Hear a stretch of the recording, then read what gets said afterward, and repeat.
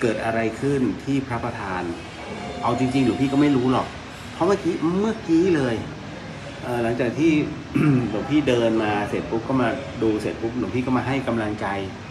ให้กับคณาจารย์แล้วก็เด็กๆเขาเพราะว่าเขาก็อยู่กันตั้งแต่กลางวันอ่ะมันก็เลยทำให้มีอะไรหลายอย่างติดกลัวว่าจะติดขัดกันเนาะ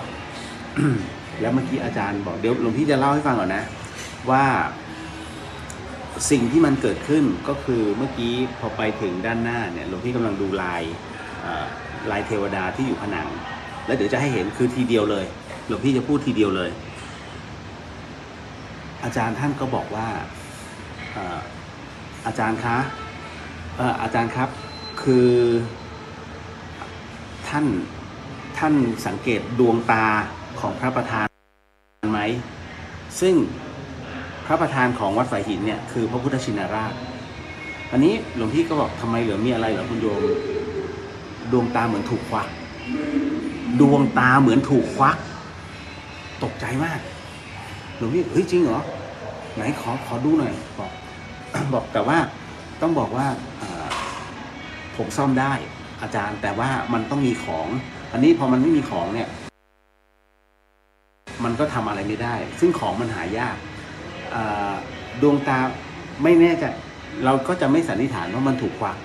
แต่สันนิษฐานว่าอาจจะเกิดการขนย้ายเกิดขึ้นแล้วก็ทำให้ดวงตานั้นชำรุด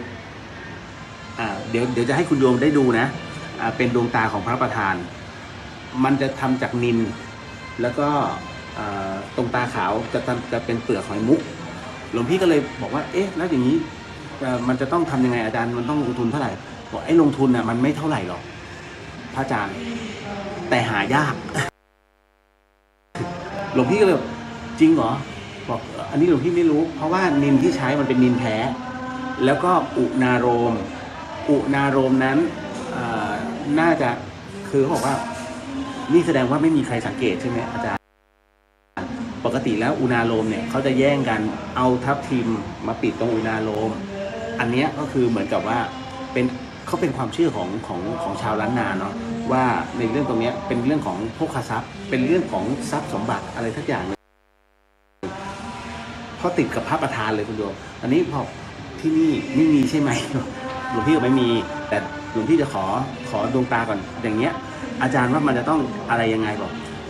เอาอย่างนี้ท่านลองบอกว่าท่านใดที่อยากจะบริจาคในเรื่องของนิลก็คือสีดำเนาะเอามาใส่เป็นดวงตาแล้วก็ถ้ามีเปลือกหอยมุกใครเขาอยากจะบริจาคนะพระอาจารย์ก็เอามาแล้วเดี๋ยวผมจะทำการซ่อมให้ส่วนผิวพระประธานหลวงพี่ก็เพิ่งเห็นโอ้สาหัสมากเดี๋ยวเราไปชมกันเดี๋ยวหลวงพี่ทักทายก่อนคุณโยมลิลลี่กราบนมัสการค่ะหลวงพี่เลียวเจริญพรโยมน้องสาวินีกราบนมัสการเจ้าค่ะเจริญพรคุณโยมพี่นุชกราบนมัสการค่ะเจริญพรเดี๋ยวหลวงพี่ให้ไปดูเดี๋ยวอันนี้เดี๋ยวอันนี้เก็บไว้ก่อนเดี๋ยวเราไปคุยกันเดี๋ยวขอหลวงพี่ปรับให้เห็นฝั่งตรงข้ามก่อนตึ้งดึงโยมเห็นใช่ไหมอันนี้ต่อมาเป็นอันนี้ตึ้งดึงนี่ไปเราไปดูกันอันนี้คืออุโบสถวัดสายหินเดี๋ยวเอาตรงนี้ก่อนคุณโยมเห็นด้านนี้ใช่ไหมที่หลวงพี่บอกว่าพญานาคหายไปหนึ่งเห็นไหมเห็นนะทั้งสองกล้องเลยนี่ข้างนี้หายนี่ข้างนี้มีเห็นไหมดูคนเนี่ยมันรอยตีหักนี่ใช่ไหมเขาเอาไปทำของขลังกันเนี่ยที่หลวงพี่จะต้องทำเพิ่มเติมอันนี้คือภายในนี่อันนี้ท่านอาจารย์นะอันนี้คือทำใหม่เลยนะอันนี้สีทาใหม่แต่หลวงพี่ยังไม่สามารถเอางบตรงนี้มาทำเสาเห็นไหมคุณโยมดูเสาแล้วก็ในส่วนของหน้าต่างก็ยังทำไม่ได้แต่ว่าหลวงพี่ก็ทำสีไปบ้างแล้วอันนี้ที่ทำอยู่อันนี้ นักศึกษาคณะวิจิตรศิลป์พร้อมด้วยคณาจารย์ของคณะวิจิตรศิลป์มหาวิทยาลัยเชียงใหม่ตรงนี้เห็นไหมคราวนี้เรามาดูกันนะว่าที่บอกเนาะเห็นไหมเนี่ยคุณโยมเห็นดวงตาไหมดวงตาของพระประธานฝั่งซ้ายเหมือนหลุดหรือว่าโดนออกไปฝั่งซ้ายยังอยู่อุณาโลมไม่ติดนี่เพราะฉะนั้นนี่อันนี้นักศึกษากำลังตีกันอยู่นี่ ให้เห็นแล้วเนาะเอาล่ะเพราะเดี๋ยวเขาจะได้เปิดเพลงกันแป๊บหนึ่ง อันนี้หลวงพี่ให้เห็นวิธีการทำงานนะเนาะเราได้เปิดเพลงกันจะได้ไม่เหงาคืนนี้ก็น่าจะอยู่ดึกนี่คือเนี่ยเห็นไหมที่อันนี้คือระบบไฟที่หลวงพี่บอกเนาะก็จะได้จากคุณแอนยิปซีที่ร่วมกันกับกลุ่มของพระยิปซีเนี่ยส่งมาให้ก็จะติดทั้งคู่สีทำทั้งหมดเห็นไหมนี่แหละก็จะใช้เวลาพอสมควรทีเดียวออกมาข้างนอกก็เดี๋ยวเราก็ต้องเดินทางกันต่อ ไปข้างหน้าเพราะฉะนั้นเดี๋ยวเนาะ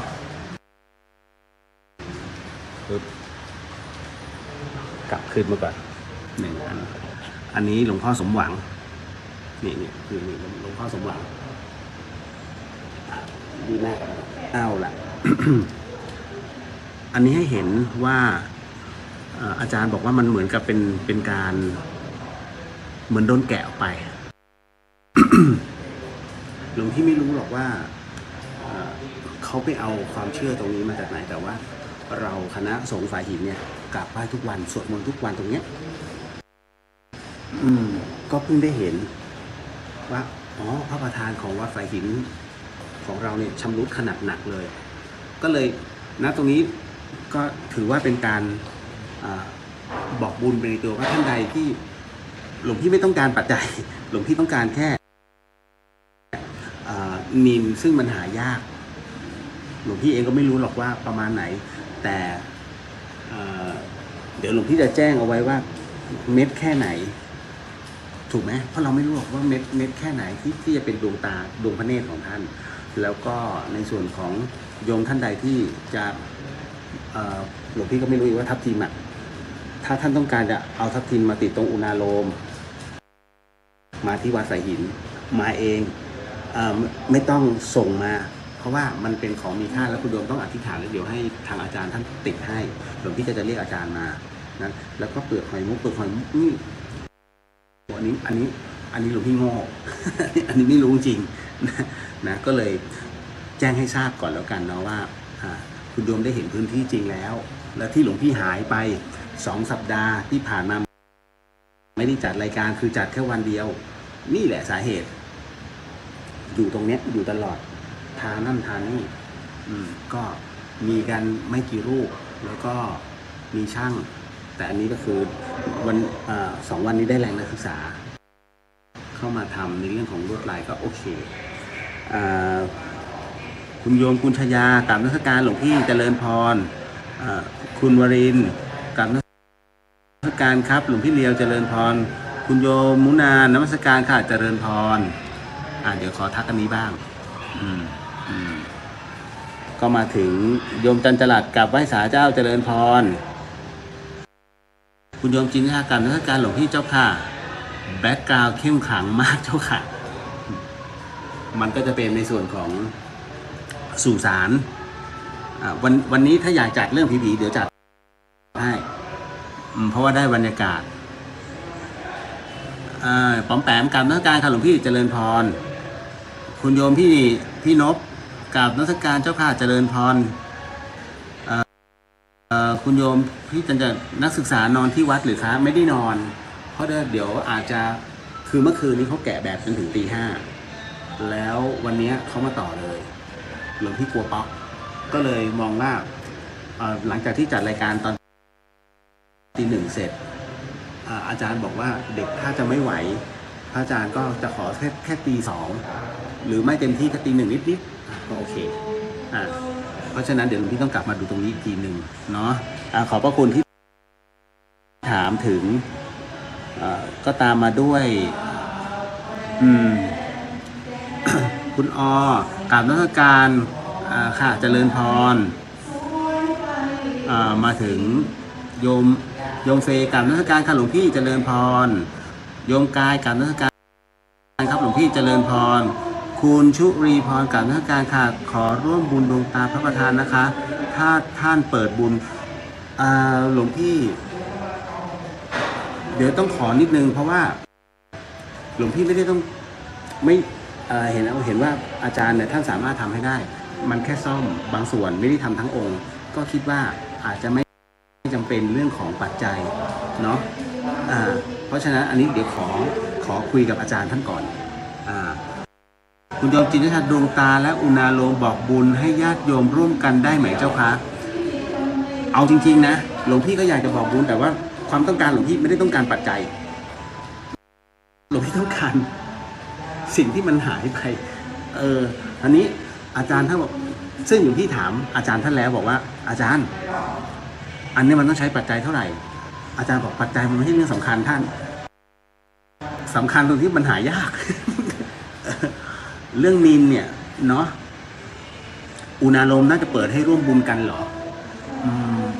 หลวงพี่ไม่มีความรู้เรื่องเพชรพลอยแต่ถ้าพระอาจารย์ภัสกรนี่ต้องอย่างนี้เลยอันนี้ของหลวงพี่ภัสกรนะหลวงพี่ไม่รู้ อันนี้ไม่กล้าเลยยังไม่ขอแตะเดี๋ยวต้องถามท่านเจ้าอาวาสก่อนเพราะแล้วหลวงพี่จะทำอะไรหลวงพี่ต้องเรียนท่านเจ้าอาวาสก่อนนิดนึงเนาะเดี๋ยวขอไว้พิจารณาเดี๋ยววันพรุ่งนี้ก็คงจะเรียนท่านพระอาจารย์โยมพี่อุทิศน้อมกราบนมัสการพระอาจารย์เจ้าค่ะ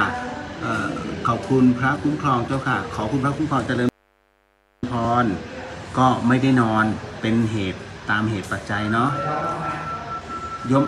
ขออนุโมทนากับทุกท่านค่ะเจริญพรเมื่อกี้นักศึกษาอาจารย์เขาก็ทราบหมดหลวงพี่บอกเดี๋ยวหลวงพี่ถ่ายทอดเข้าไปข้างในเลยนะ คุณโยมจินตชัดกับโมทนาสาธุที่หลวงพี่เมตตาอยู่เป็นเพื่อนน้องๆแล้วก็โมทนาบุญ กับทีมงานทุกท่านด้วยนะครับเนี่ย มันจะไอคือหลวงพี่ถ้าสบายหลวงพี่จัดตลอดแต่อันนี้พอมันเริ่มเราก็รู้สังขารเนาะ นั่นแหละพอไม่ได้นอนแล้วหลวงพี่ก็ลง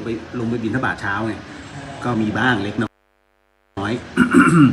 โยมพี่จันจลาดกราบสาธุอนุโมทนาบุญเจริญพรคุณโยมชนะ10 ทิศกราบนมัสการครับหลวงพี่เจริญพรปอมแปมบอกเข้ามาวันนี้ได้รับทราบบุญอีกแล้ว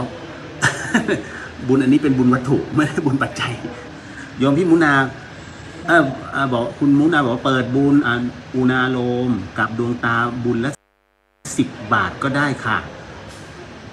อาจารย์ท่านพระครูบอกว่าทำได้เลย ท่านอนุญาตเดี๋ยวก่อนงั้นเดี๋ยวหลวงพี่ต้องถามอาจารย์ท่านก่อนเนาะว่าจะต้องใช้งบประมาณอาจารย์อยู่คุยกันสดๆให้ท่านได้เห็น แป๊บหนึ่งเดินกันแล้วถามอาจารย์เลยนิดหนึ่งอาจารย์หลวงพี่จะถามนิดนึงไลฟ์สดเลยเนี่ย ใช้งบประมาณเท่าไหร่สำหรับอุณาโลมอุณาโลมคือสิ่งที่ใช้ติดกันตรงหน้าผากเป็นตาที่ 3ก็นี่เป็นอัญมณีที่สำคัญที่สุดบนองค์พระรูปเนาะที่รองจากพระมาศพการันตีก็ตอนนี้เพิ่งสังเกตตอนที่บูรณะซ่อมแซมที่สังเกตว่าอุณาโลมท่านหายไปแล้วก็ดวงตานี่ดวงตาก็น่าจะเป็นเปลือกของมุกใช่ไหมฮะที่แล้วก็นินอาจารย์ต้องใช้งบประมาณต้องใช้ตรงนี้เท่าไหร่อาจารย์คิดค่าแรงเท่าไหร่ ไม่ได้ทำมาแต่ไม่รู้ว่าของแต่ทำเองได้ อ๋อ ทำไม่ได้จริงๆท โอ้ยคุณโยม อันนี้อาจารย์บอกว่าทำให้ได้แล้วเดี๋ยว แต่ว่าต้องหาของให้เนาะ ำครับ โอเคงั้นเดี๋ยวความกว้างของนิมแค่ไหน น่าจะสักเซนกว่า เซนกว่าเนาะ เส้นผ่าศูนย์กลาง เส้นผมประมาณเซนครึ่ง โอ้จะเจริญพรเอาละคุณโยมอันนี้ได้ยินแล้วเนาะว่าหลวงพี่ต้องการประมาณเซนครึ่ง อันนี้เหตุการณ์จ่าเลยนะอันนี้ท่านเป็นอาจารย์จากคณะวิจิตรศิลป์ ก็เลยหลวงพี่เลยต้องบอกก่อนเดี๋ยวตรงนี้ปล่อยให้เป็นหน้าที่ของเด็กๆแล้วก็ของคณาจารย์ของคณะวิจิตรศิลป์เดี๋ยวหลวงพี่พาเดินไปบนรอบวัดฝายหิน เนาะก็อันไหนที่เราทำให้ได้เราก็ต้องทำ เนี่ยในพรรษา หลายๆท่านก็อาจจะไม่เคยเห็นวัดฝายหินนะเดี๋ยวหลวงพี่หาที่ปรับมันมืดจริงๆนะตรงนี้วันนี้เดินนำให้เห็นแล้ววัดเป็นยังไงมืดนะอันนี้ของแท้เด้อแล้วก็ รอบๆเลยมันก็เดี๋ยวเสร็จปุ๊บจัดรายการเต็มที่แล้วเราก็มาที่อุโบสถกันอีกรอบหนึ่ง มืดหน่อยนะคุณโยมนิดนึงเพราะว่ามันต้องเดินฝ่าเดี๋ยวนิดนึงเดี๋ยวขอหลวงพี่ปรับให้เห็นด้านหน้าก่อนนิดนึงเนี่ยมันจะคึมๆเนาะนิดนึงนะไม่ว่ากันแป๊บนึงขอกลับพี่นิดนึงดึง มีเห็นอะไรใช่ไหมฮึบตรงนี้ด้านพระ3 ตนบนวัดฝายหินตรงนี้เป็นกู่ด้วยนะข้างพระเนี่ยอาจจะไม่เห็นอาจจะเห็นเป็นเชฟนิดเพราะเมื่อก่อนนี้ก็จะมีต้นเหมือนเป็นต้นโพล้มฟาดท่านสมัยพระอาจารย์ภาสกรแล้วท่านก็ร่วมกับคุณแหม่มหลวงพี่ลืมชื่อแล้ว ท่านก็มาบูรณะกันเนี่ยตรงนี้ตอนนั้นวัดฝายหินโดนพายุใหญ่แล้วต้นไม้เนี่ยโค่นประมาณ 5-6 ต้นแล้วไอ้ต้นโพต้นใหญ่เลยมันจะต้องล้มมาในทิศทางเดียวกันก็ปรากฏว่าทิศทางนะตรงนั้นน่ะมันอัศจรรย์มากคุณโยมหักเหถ้าลงในทิศทางนี้พระ3 ตนถล่มหมดนะอันนี้ต้นโพนั้นหักเหแล้วก็เฉียดโดนฐานพังไปนิดนึงแต่ว่าพระทั้ง3 รูปนั้นไม่เป็นอะไรมันก็เป็นเรื่องที่ค่อนข้างจะอัศจรรย์แต่ที่สำคัญก็คือภายใต้ฐานนั้นนะมันมีพระเป็นพระใหม่แต่บางคนเขาก็คิดว่าพอกุแบบเขาจะกุแตกพอกุแตกก็เอาไปก็เรียบร้อยเลยเดี๋ยวเล่าให้ฟังอันนี้เป็นศาลา8 เหลี่ยมนี่พักกลางคืนนะอันนี้เป็นพระศิวรีนี่ที่หลวงพี่บอกว่าอะไรนะพระพรหมอะไรต่างๆนานาที่โยมเอามาไว้เนี่ยทำให้เข้าใจผิดอยู่ด้านนี้คุณโยมจะไม่เห็นเพราะมันมืดอันนี้ไม่ใช่ของวัดนะคุณโยม เพราะฉะนั้นมันกลายเป็นว่าคนขึ้นมาบนวัดฝายหินมาไหว้พระพรหม ส่วนพระไม่ค่อยไหว้ อันนี้เดี๋ยวเราจะเดินไป ทางด้านหน้าก็เป็นการปรับภูมิทัศน์ครั้งใหญ่เห็นถนนใช่ไหมนี่แหละที่ทำกันนะเห็นไหมสว่างไสว เนาะส่วนไฟอันนี้เปิดเป็นกรณีไปถ้าฝนตกไม่สามารถเพราะมันช็อตแล้วมันลามไปถึงกุฏิหลวงพี่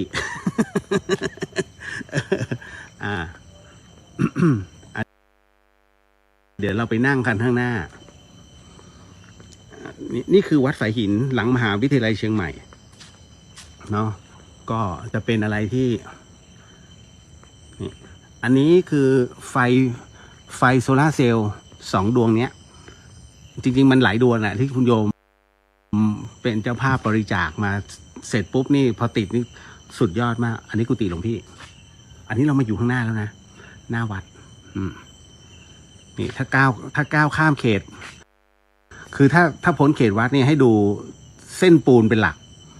ถ้าข้ามเขตไปหมายถึงว่านอกวัดอันนี้หมายถึงว่าหลวงพี่ถ้าอยู่นอกเส้นนี้เขาเรียกว่าอาจจะเสียพรรษาเนี่ยอันนี้ก็คือเนี่ยนี่ตรงนี้นี่คือเดี๋ยวเราจะมานั่งตรงนี้ นะเพราะตรงนู้นมันเดี๋ยวจะถูกรบกวนนี่กุฏิหลวงพี่เนาะอยู่ตรงนี้และตรงนี้ก็เป็นกู่เป็นเห็นเป็นเชฟเนาะ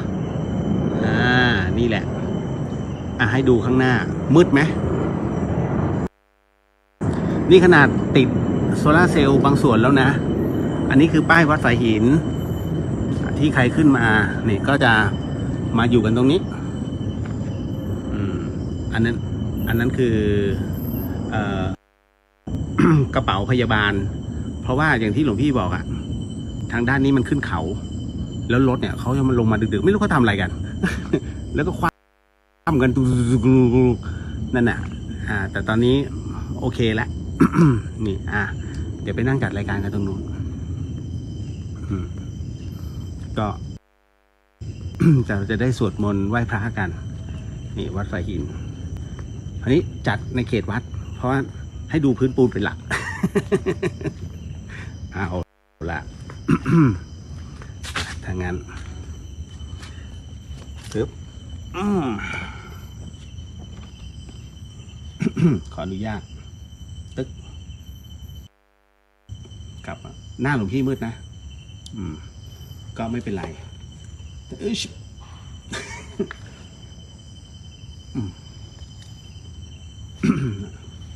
ยืนกันข้างเสาขอพูดคุยกันต่อโยมภูผากราบนมัสการหลวงพี่ครับเจริญพรโยมพี่สุวรรณยากราบนมัสการค่ะเจริญพร9กราบนมัสการครับหลวงพี่ปึ๊บ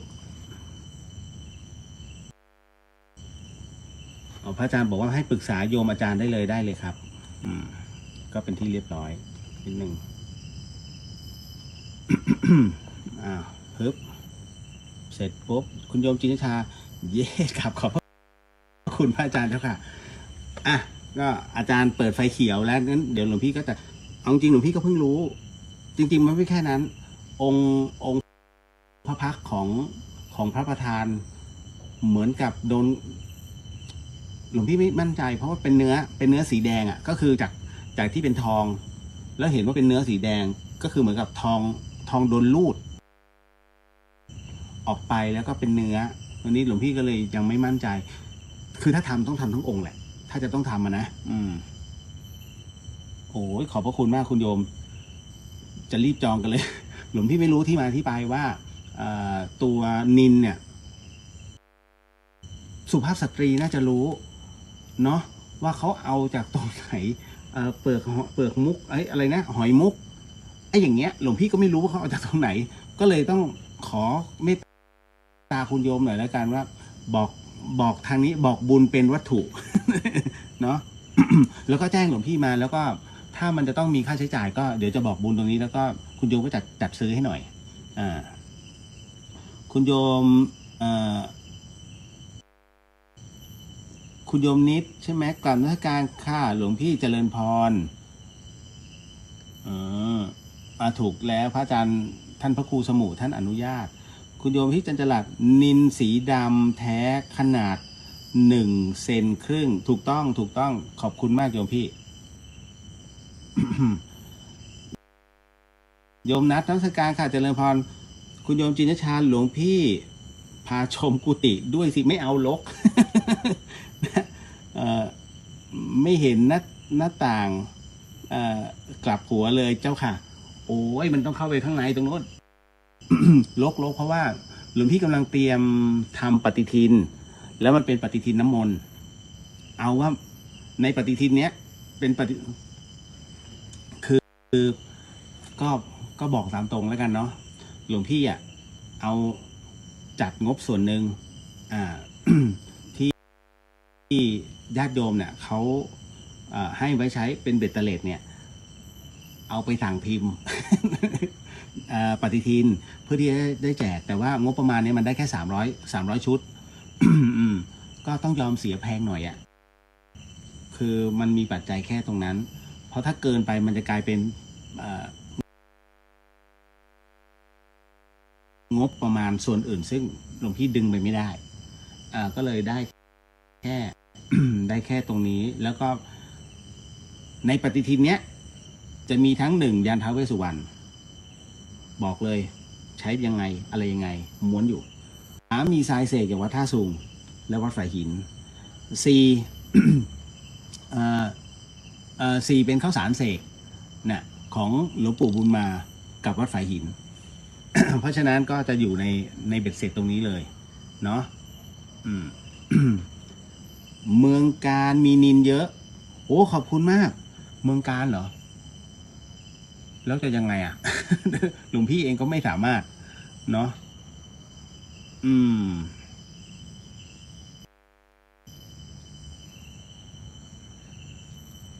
อันนี้หลวงพี่ที่เจอเจ้าเกษมใช่ไหมเจ้าคะถูกเกษมเนนออฟเขาเอาไปเลี้ยง นอนทั้งวัน แมวที่เขาเอามาทิ้งเขาเรียกชาติเดิมเขาชื่อเกษมแค่นั้นแหละคุณโยมปริญญากราบนมัสการค่ะหลวงพี่เลี้ยวเจริญพรโยมจอยบอกว่าเมื่อก่อนวัดมืดมากเข้าประตูวัดแล้วหลอนเลยค่ะหลวงพี่ติดไฟแล้ววัดค่อยสว่างสวยหน่อย ก็อย่างที่เห็นเดี๋ยวไม่เห็นด้านหลังนะให้เห็นหน่อย เนี่ยหลังของพี่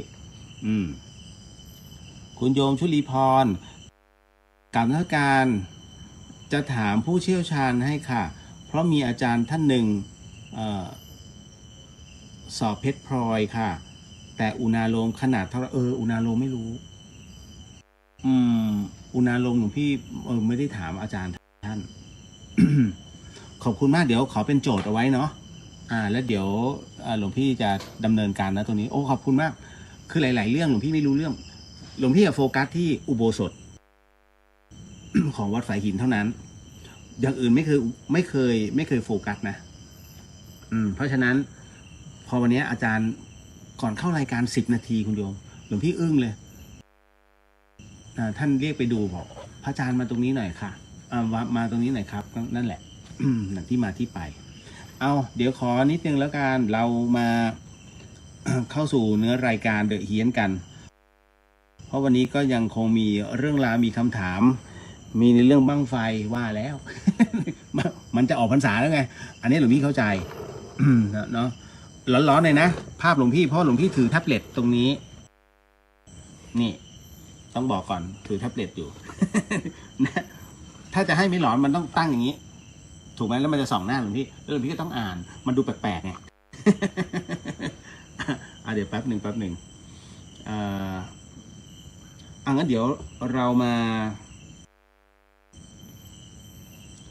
ในส่วนของอันนี้ก่อน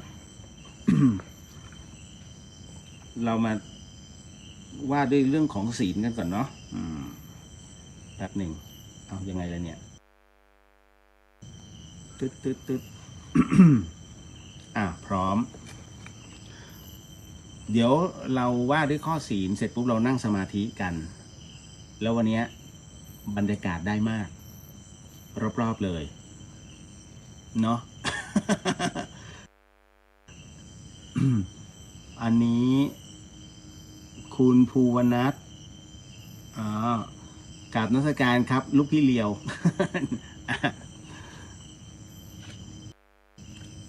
เดี๋ยวหลวงพี่กำลังดูรอบๆอยู่มันหลอนจริงๆเพราะว่าอันนี้เขาเป็นสุสาน3 ตระกูลแล้วตัวนี้เป็นฮวงซุย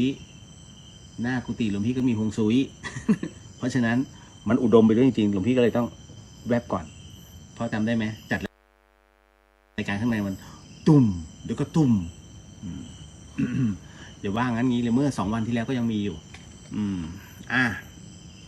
เดี๋ยวเรามาว่าข้อศีลพร้อมกันแล้วจากนั้นเรามานั่งสมาธิ พร้อมเนาะเดี๋ยวหลวงพี่จะตั้งนะโมให้แล้วจากนั้นแต่ละท่านค่อยว่าตามหลวงพี่แล้วกันพร้อมเนาะถ้าพร้อมแล้ว นะโมตัสสะภะคะวะโตอะระหะโตสัมมาสัมพุทธัสสะนะโมตัสสะภะคะวะโตอะระหะโตสัมมาสัมพุทธัสสะนะโมตัสสะภะคะวะโตอะระหะโตสัมมาสัมพุทธัสสะว่าตามเนาะ พุทโธธัมโมสังโฆศีลข้อ 1ไม่ฆ่าสัตว์ศีลข้อ 2ไม่ลักทรัพย์ศีลข้อ 3ไม่ประพฤติผิดในกามศีลข้อ 4ไม่พูดเท็จ ศีลข้อ 5ไม่ดื่มสุราและของมึนเมาบัดนี้ข้าพเจ้าตั้งใจรักษาศีลแล้วบัดนี้ข้าพเจ้าคือผู้มีศีลข้าพเจ้าผู้มีศีลละอายต่อการทำความชั่วกลัวต่อผลของบาปกรรมข้าพเจ้าผู้มีศีลมีหิริโอตปะมีกายเป็นมนุษย์มีใจเป็นเทวดาเป็นมนุษย์เทโวผู้เข้าถึงความเป็นสหายกับเหล่าเทวดาทั้งหลายณบัดนี้ข้าพเจ้าทั้งหลายขออดโทษลดกรรมที่ข้าพเจ้าประมาทพลาดพลั้งในช่วงวันนี้ลงในฉับพลันและขอให้กรรมดีที่ข้าพเจ้าหรือเหล่ากัลยาณมิตรได้ทำไว้นั้นขอจงมาแทรกส่งผลบุญนี้ให้ข้าพเจ้าได้มีความสุขและประสบผลสำเร็จตลอดไปเทินสาธุ เอาล่ะก็เดี๋ยวเราจะมานั่งสมาธิกันเนาะคุณโยมถามมาว่ามีอโหสิกรรมไหมอโหสิกรรมนั้นจะมีวันอาทิตย์เนาะเรามีนัดกันก็คือมันเป็นช่วงของหลังจากที่พระสงฆ์เนี่ยได้ปรารณาออกพรรษาเป็นที่เรียบร้อยแล้วก็พระสงฆ์น่าจะเข้าอุโบสถน่าจะประมาณ4 โมงเย็นถ้าจำไม่ผิดนะถ้าผิดก็มันอาจจะเคลื่อนไปเล็กน้อยก็เลิกประมาณสัก6 โมง เราก็จะมีนัดประมาณทุ่มถูกไหมทุ่มถึง2 ทุ่มถูกไหม2หรือว่า2 ทุ่มถึง3 ทุ่มหรือพี่งงเดี๋ยวต้องถามพระอาจารย์อีกทีนึง แต่มีวันอาทิตย์คุณโยมวันอาทิตย์ เนาะก็เป็นอโหสิกรรมสำหรับในค่ำคืนออกพรรษา15 ค่ำเดือน11 เนาะแล้วหลังจากนั้นเป็นต้นมาอีก1 เดือนก็คือ15 ค่ำเดือน12นั้นเป็นช่วงของกฐินจะสิ้นสุดการทอดกฐินก็คือวันลอยกระทงอันนี้คือเบ็ดเสร็จของเฉพาะการก็คือการทำบุญเฉพาะการเอาล่ะ นะตรงนี้อันนี้ชัดเจนเนาะก็หลุดจากศีลนี้ไปก็ต้องเป็นศีลหน้าซึ่งศีลหน้ามันจะไม่เหมือนออกพรรษาอันนี้บอกไว้ก่อนเนาะ ก็เดี๋ยวจะต้องมาคุยเรื่องจิตวิญญาณกันท่ามกลางหลวงพี่สังเกตไหมหลวงพี่มองด้วย ชักไม่มั่นใจ ช่วงนี้โดนบ่อย เดี๋ยวเราจะมานั่งสมาธิกันคุณโยมก็ไม่กี่นาทีหรอก3 นาทีเพื่อให้จิตมันสงบและเป็นกุศลกับตัวเราด้วยเพราะฉะนั้น ใดที่เรียกว่าเคยฝึกมาอยู่แล้วทำตามเท่าที่ท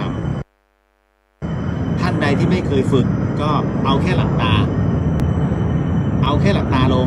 กำหนดลมหายใจให้สังเกตลมหายใจผ่านเข้าโพรงจมูกเข้าออกแค่ตรงนั้นอย่าให้มันวอกแวกนะอย่าให้จิตมันไปคิดเรื่องอื่นนะให้มันสังเกตที่ปลายจมูกลมเข้าลมออกลมเข้าลมออกลมเข้าลมออกช้าๆแค่ตรงนั้นทำให้ได้ถ้าท่านทำได้ท่านเก่งแต่ถ้าท่านทำไม่ได้เนี่ยก็ทำให้ได้ เพราะฉะนั้นเลี้ยงจิตให้ดีๆอย่าให้วอกแวกไปไหนเฉพาะคนที่เพิ่งเข้ามาใหม่ส่วนคนที่เขาเรียกว่าจัดเจนแล้วทำได้เลยแต่หลวงพี่ขออย่างหนึ่งว่าขอให้ทิ้งทุกสิ่งที่มันเป็นสิ่งที่ทำให้เราคิดมากตลอดวันนี้ที่ผ่านมารวมไปถึงที่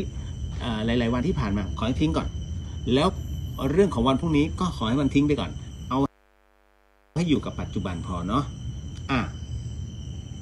ถ้าพร้อมแล้วก็นั่งสมาธิในท่าที่โยมคิดว่าสบายที่สุดเนาะเอาเป็นช่วงที่เรียกว่าเราไม่นั่งทับจน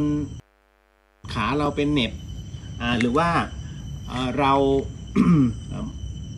ไม่เกาเอาพูดง่ายๆเนาะถ้าพร้อมแล้วค่อยๆหลับตาลงค่อยๆหลับตาลงในขณะเดียวกันหลวงพี่ไม่สามารถจะหยุดนิ่งให้สถานีวิทยุมันเงียบได้เพราะนอกจากเราออนแอร์กันอยู่ตรงนี้ทางสถานีวิทยุก็ออนแอร์กันอยู่เพราะฉะนั้นทั้งหมดทั้งมวลเนี่ยหลวงพี่จึง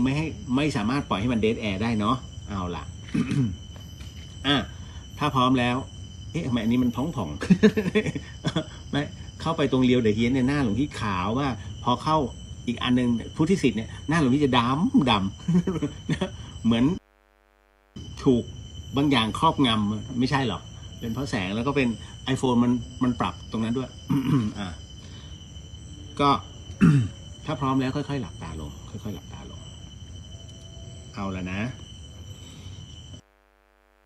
ในการบรรยายธรรมทุกๆครั้งไปด้วยวัตถุประสงค์ของพระผู้บรรยายหรือว่าพิธีกรผู้บรรยายนั้นก็ต้องการให้ดวงจิตของคุณโยมนั้นเนี่ยมาจดจ่อกับผู้ที่บรรยายธรรมแต่ผู้ที่ปฏิบัติจริงๆแล้วเนี่ยเมื่อเวลาเข้าสมาธิแล้วตัวสมาธิจะเป็นตัวตัดคำพูดตัดทั้งหมดทั้งมวลแล้วอยู่กับตัวเองเสียงนั้นเนี่ยได้ยินบ้างแต่เขาจะไม่ใส่ใจเพราะฉะนั้นนั่นคือเป็นการกำหนดจิต ในวาระของผู้ที่ปฏิบัติธรรมดังนั้นเวลาเราไปที่วัดไหนก็ตามเห็นหลวงปู่หลวงตาท่านบรรยายธรรมไปด้วยแล้วก็เห็นพระท่านนั่งสมาธิอันนั้นคือท่านก็เข้าสมาธิของท่านเลยเนาะแล้วก็บางท่านที่อาจจะมือใหม่ท่านก็จะฟังเสียงตามธรรมไปด้วยเพราะฉะนั้นจริงๆแล้วสาระสำคัญของการนั่งสมาธิก็คืออยู่กับตัวเองแล้วก็จิตนั้นก็ปลดปล่อยกับตัวเองด้วย เอาล่ะ เพราะฉะนั้นหลายๆอย่างหลายๆครั้งที่เราอยู่ในสภาวะในปัจจุบันนี้เราเผชิญกับโลกธรรมมากมายคุณโยมไม่ว่าจะเป็นในเรื่องของลาภยศสรรเสริญสุขทุกข์ถูกเขานินทาเสื่อมลาภเสื่อมยศรวมไปถึงไปทุกข์อะไรหลายเรื่องมันจะวนเวียนกันอยู่แบบนี้นี่คือโลกธรรมซึ่งถามว่าหนีได้ไหมมันหนีไม่ได้หรอก ตราบใดที่เรายังมีลมหายใจอยู่เราต้องเผชิญกับโลกธรรมพระเองก็โดน นะไม่ว่าจะพระผู้ปฏิบัติหรือไม่ปฏิบัติโดนหมดในเรื่องของโลกธรรมเพราะมันมีคำว่าตำแหน่งเข้ามาตำแหน่งนั้นสำคัญชะไหนหลวงพี่ไม่ใส่ใจเพราะว่าอะไรเพราะว่าผู้ที่บวชเนี่ยเวลาเข้ามาเนี่ยมันพร้อมสละทุกสิ่งแล้วถ้าบวชแล้วยังต้องการยศสรรเสริญนี่นะไม่จำเป็นอยู่เป็นโยมธรรมดาเนี่ยยศพันตำรวจโทอะไรต่างๆนานาเนี่ยมันก็มีของเขาอยู่แล้วแต่ทำไมเขาสละล่ะ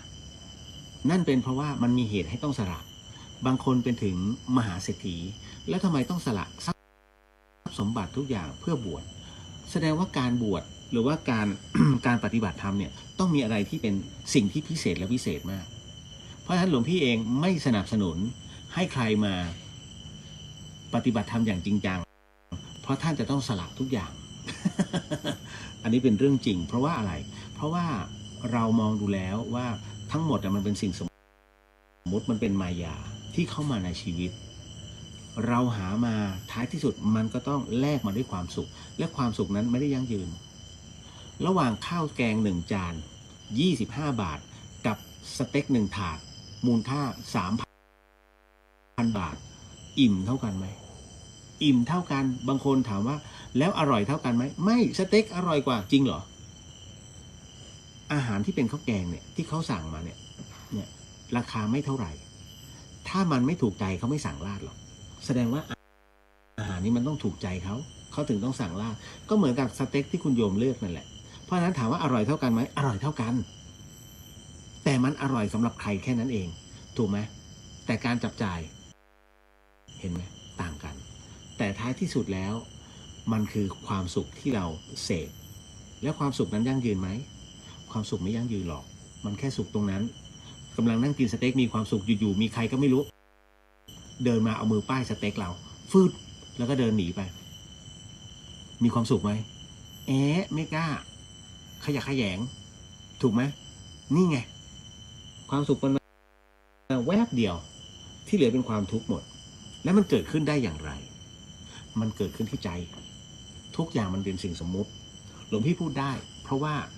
เราพิจารณาทุกวันแต่ถ้าถามว่าความเป็นจริงทำได้ไหมไม่ได้เหมือนกันถ้าหลวงพี่ทำได้หลวงพี่บรรลุแล้วถูกไหมเพราะฉะนั้นเนี่ยเราพูดเพราะเรารู้เราสัมผัสแต่ถ้าถามว่าถ้าเกิดขึ้นกับเราล่ะเราทำได้ไหมบางอย่างแต่ไม่ใช่ทุกอย่างเพราะฉะนั้นก็เลยต้องบอกให้คุณโยมรับรู้ว่านี่แหละผลของโลกธรรมที่มันมากระทบเอาล่ะก็พอสมควรและในเรื่องของการเข้าสมาธิค่อยๆถอนสมาธิค่อยๆลืมตาค่อยๆลืมตา นะเอาล่ะโมทนาสาธุหลวงพี่เชื่อมั่นว่าคุณโยมหลายๆท่านเนี่ยทำได้เก่งด้วยบางท่านเก่งกว่าหลวงพี่ด้วยคุณโยมจำไว้ว่าคำว่าเก่งในที่นี้หมายถึงว่าเราเลี้ยงสติได้เรามีสติอยู่กับตนได้ไม่วอกแวกไปไหน ถูกไหมเพราะฉะนั้นหลายๆคนเนี่ยไม่มั่นใจว่าเราปฏิบัติธรรมในแนวนี้ถูกไหมคุณโยมทำไปเลยมันไม่มีถูกและมันก็ไม่มีผิด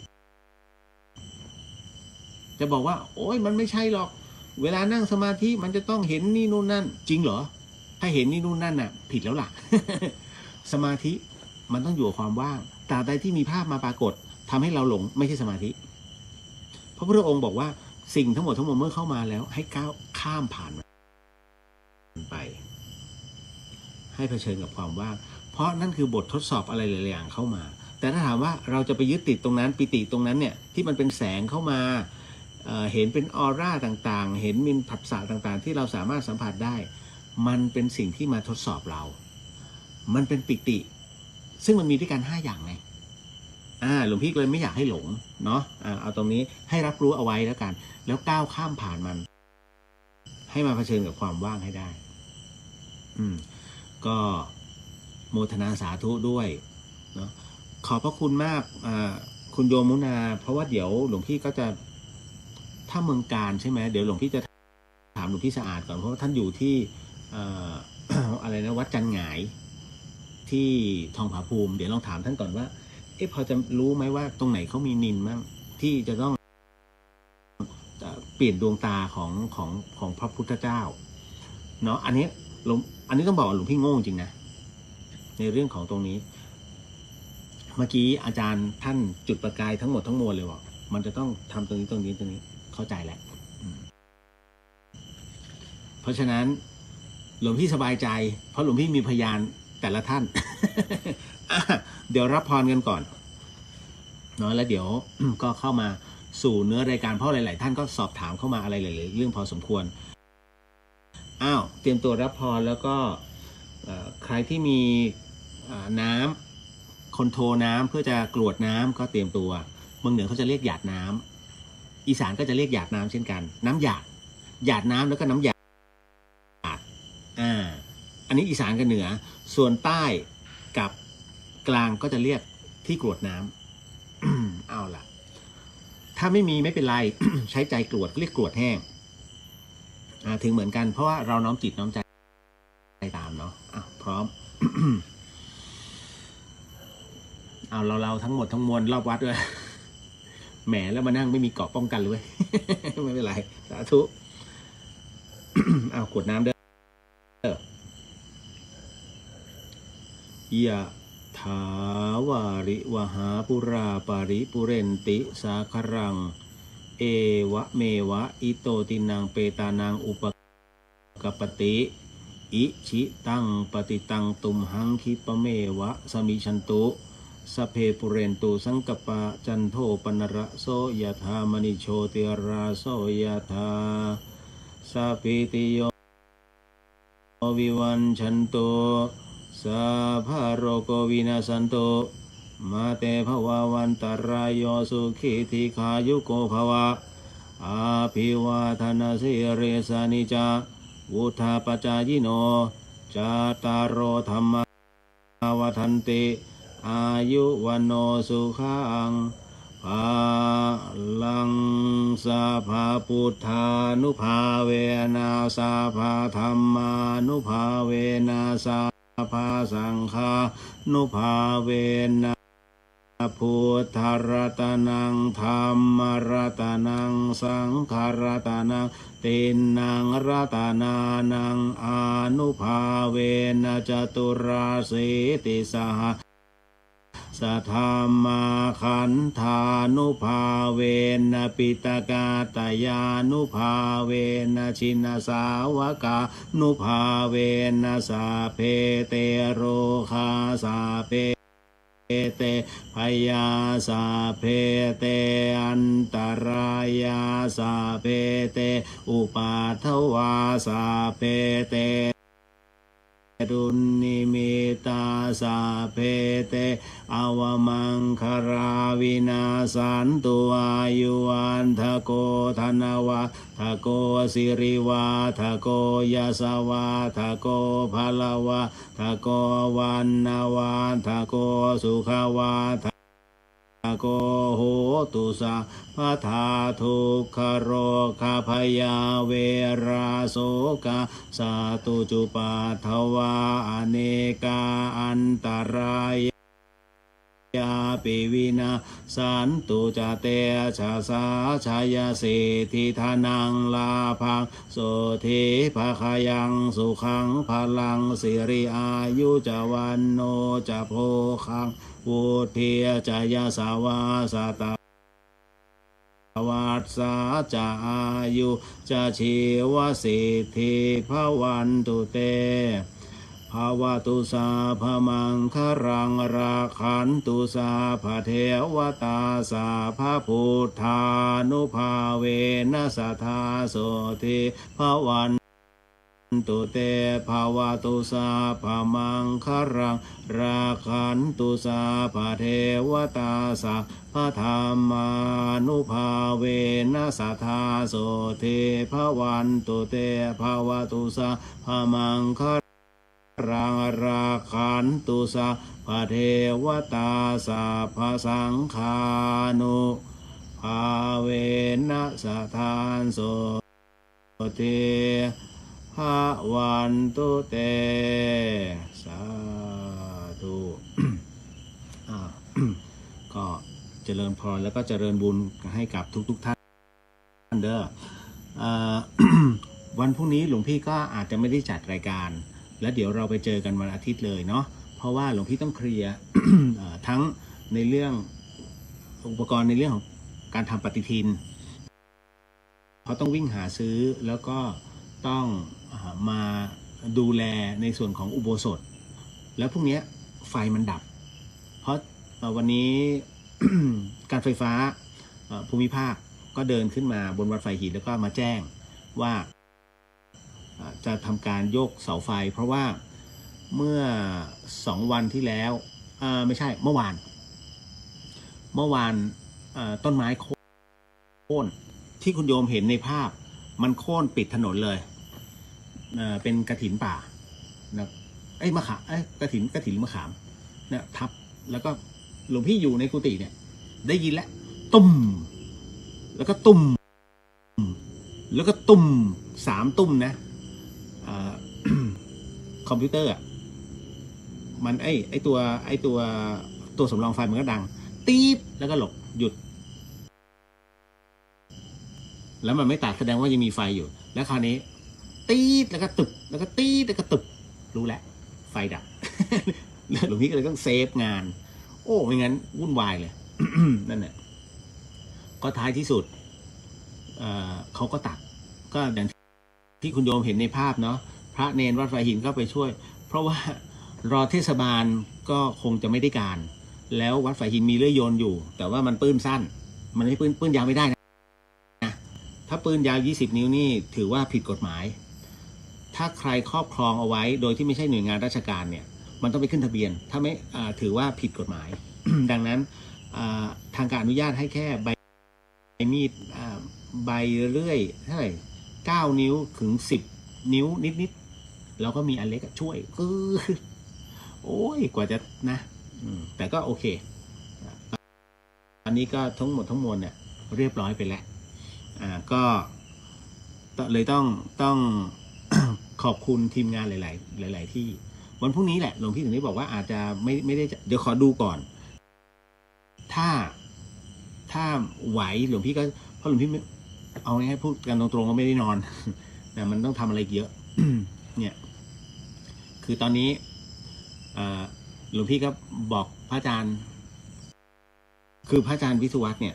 ท่านงานหนักมากนะคุณโยมท่านตื่นไม่เป็นเวลาเพราะว่าท่านจะต้องดูแลโปรแกรมทั้งหมดรูปเดียวเลยควบคุมทั้งหมดเลยหลวงพี่เห็นใจแล้วไหนจะต้องงานวัดงานบริหารวัดไหนงานถูกนิมนต์อีกท่านต้องไปพรุ่งนี้หลวงพี่ก็มีนิมนต์8 โมงนะแต่ยังไม่เสร็จหลวงพี่ก็ยังทำอะไรไม่ได้ก็ต้องทำทุกอย่างเท่าที่จะสามารถทำได้ก่อนอันนี้ก็ชี้แจงว่าหน้าที่ของเราเนี่ยเป็นอะไรแบบนี้ ก็ต้องช่วยท่านนิดนึงปรับทั้งหมดทำใหม่บอกอาจารย์อยู่เฉยๆเดี๋ยวจัดการให้ถ้าจะต้องทำอะไรหลวงพี่ต้องรายงานท่านก่อนเสมอเนี่ยอาจารย์ผมจะทำงี้นะท่านก็น่ารักหลวงพี่ก็เลยจัดการทั้งหมดไงอย่างที่คุณโยมเห็นคือถ้าหลวงพี่ภัสกรอยู่ตรงนี้อาจารย์ภัสกรเนาะถ้าท่านอยู่ตรงนี้ท่านก็ต้องทำเหมือนหลวงพี่ก็ทำเลยเอาเลยแอบกระซิบนิดนึงคือที่หลวงพี่ ขอให้อาจารย์คณะวิจิตรศิลป์มาช่วยเนี่ยเพราะมันประหยัดไปเยอะมากนะคุณโยมคิดว่าการที่เราจะเพ้นท์หรือว่าเราจะต้องทำอะไรเกี่ยวกับลวดลายทั้งหมดทั้งมวลเนี่ยต้องใช้ช่างผู้ชำนาญการกี่คนถูกไหม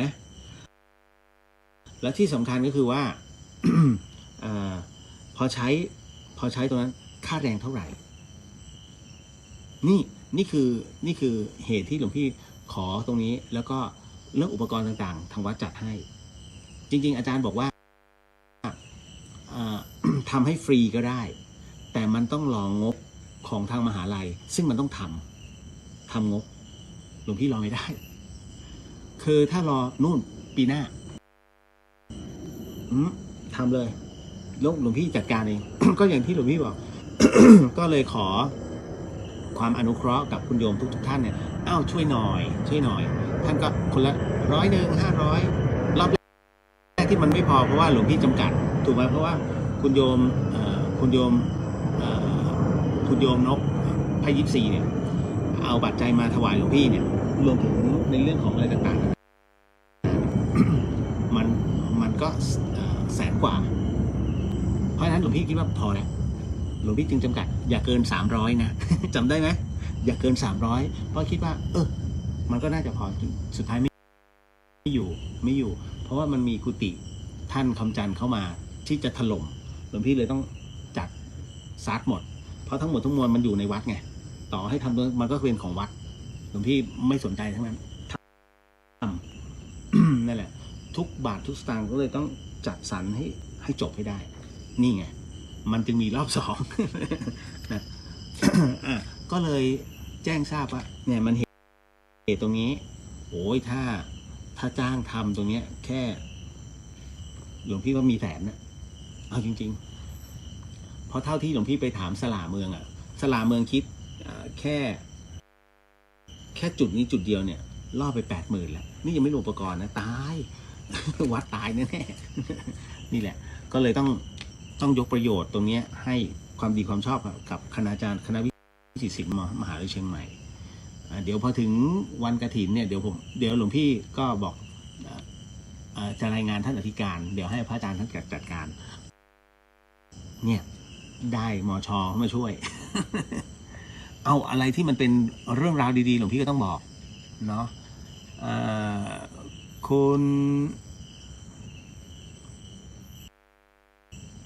ุณโยมท่านใดที่หลวงพี่ไม่ได้อ่านชื่อต้องขออภัยนะคือบางทีตัวมันเล็กหลวงพี่ก็นะแก่แล้ว คุณโยมสุชิมนใช่ไหมสาธุค่ะเอามาถึงคุณโยมจินนิชากาโมทนาสาธุหลวงพี่นำภาวนาแล้วก็ให้พรแล้วก็โมทนาสาธุกับทุกท่านที่ร่วมปฏิบัติภาวนาคุณอสาธุค่ะโยมพี่นพสาธุคุณโยมสุทธิมนบอกสาธุค่ะคุณโยมที่คณาจารย์และก็ทีมงานวิจิตรศิลป์มช.มีบุญมากๆที่ได้ทำงานนี้นะเจ้าค่ะมั่นใจทุกท่านเต็มใจญาติโยมโมทนาสาธุด้วยครับเด็กๆดีใจมากหลวงพี่บอกเลยมันเป็นฟิลแรกของนักศึกษาที่เขา ได้ออกฟิลแล้วเข้ามาเขาสนุกสนานเขาโอ้ยตั้งใจหลวงพี่บอกอันเนี้ยบุญวัดฝายหินด้วยเพราะว่าคุณโยม คุณโยมตรงเชื่อมั่นอย่างหนึ่งว่าอะไรก็ตามที่คนที่เขามาทำงานแล้วเขามีความสุขเฮฮาดีใจอันนี้ความตั้งใจ100%นะแต่ถ้ามาทำงานเสียไม่ได้อันนี้เขาจะจำใจมางานจะไม่ดีอันนี้เด็กๆโอ้ชอบตุ๊บเข้มแข็งขยันขันแข็งเนี่ยวิธีการ หลวงพี่ได้ตรงนี้มาเพราะว่าหลวงพี่ภัสกรแหละสอนในเรื่องราวเรื่องทริคทั้งหมดว่าจำไว้เสียน้อยเสียยากเสียมากเสียง่ายนี่คือนิสัยคนไทยเพราะฉะนั้นเรามองปุ๊บให้เห็นเลยแล้วตัดสินใจทันทีเนี่ยนี่คือหลวงพี่ก็เลยเป็นที่มาที่ไปทั้งหมดทั้งมวลทำโอเคเพราะเราคำนวณทันทีว่าคุ้ม นั่นแหละลายทายการนักการหลวงพี่เจ้าค่ะเจริญพรเอาอย่างนี้วันนี้มันมีเรื่องราวมากมายที่ถามในเรื่องของทั้งตักบาตรเทโวเรื่องผีตอบบ้างไม่ตอบบ้างอย่าว่าหลวงพี่นะต้องบอกไว้ก่อนเพราะมันมีอะไรหลายๆเรื่องแล้วก็เรื่องของขังข่าวตกใจขังข่าวเขามากินปรีมันต้องมันมีกล้วยลืมไปขังข่าวมากินกล้วยนั่นแหละก็ต้องอยู่เป็นเพื่อนเขาเดี๋ยวใกล้ๆจบเดี๋ยวไปปิดตรงนู้น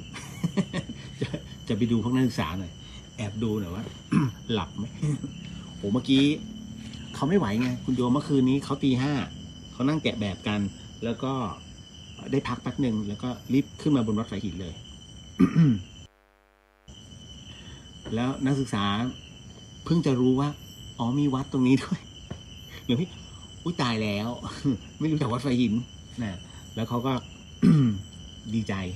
หลวงพี่ก็เลยบอกว่าให้จำไว้นะถ้าจบไปอันนี้เขาปี 2กับปี 3จำไว้นะถ้าจบไปเนี่ยเวลาขึ้นมาอีกทีนึงมาเที่ยววัดฝายหินเนี่ยมาบอกคนนู้นคนนี้นี่ฝีมือผมฝีมือหนูมันเป็นความภูมิใจของเขาหลวงพี่ไม่ได้หยุดแค่นี้เพราะว่าก็บอกพระอาจารย์ไปว่าเดี๋ยวจะมีค่อยๆทำเพราะถ้าทำมันเป็นล้านบอกเลยเพราะฉะนั้นอันนี้ทริคก็คือค่อยๆทำอย่าแบบโอ้เสร็จต้องเลิศหรูอลังการอุโบสถไม่ใช่ส่วนแป๊บเดียวเสร็จไม่ได้ต้องพิถีพิถันดังนั้นหลวงพี่ค่อยๆทำเสาทีละต้นหลวงพี่ก็เลยบอกอาจารย์เสาต้นนี้ใช้งบเท่าไหร่ทองเท่าไหร่อาจารย์ก็มองเดี๋ยวออกแบบให้ค่ะแล้วก็เดี๋ยวจะมาคิดว่าต้องใช้ทองเท่าไหร่ใช้สีเท่าไหร่ค่อยว่ากัน นี่คือวิธีการเนาะเอาล่ะ คุณโยมกฤษพรกราบสาธุครับเจริญพรมาเข้าเรื่องราวกันว่ากันว่าวันตักบาตรเทโวคือวันที่ประตูนรกเปิดใช่ไหมครับอย่างนี้ผีก็เล่ร่อนได้สิครับ เจอคำถามแรกก็เรื่องผี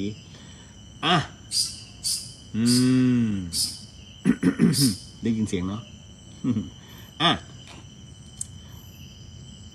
เรื่องของเรื่องก็คือว่าหลวงพี่ถามกลับก่อนคำถามเขาบอกว่าวันตักบาตรเทโวเขาใช้คำว่ากันว่าใครว่า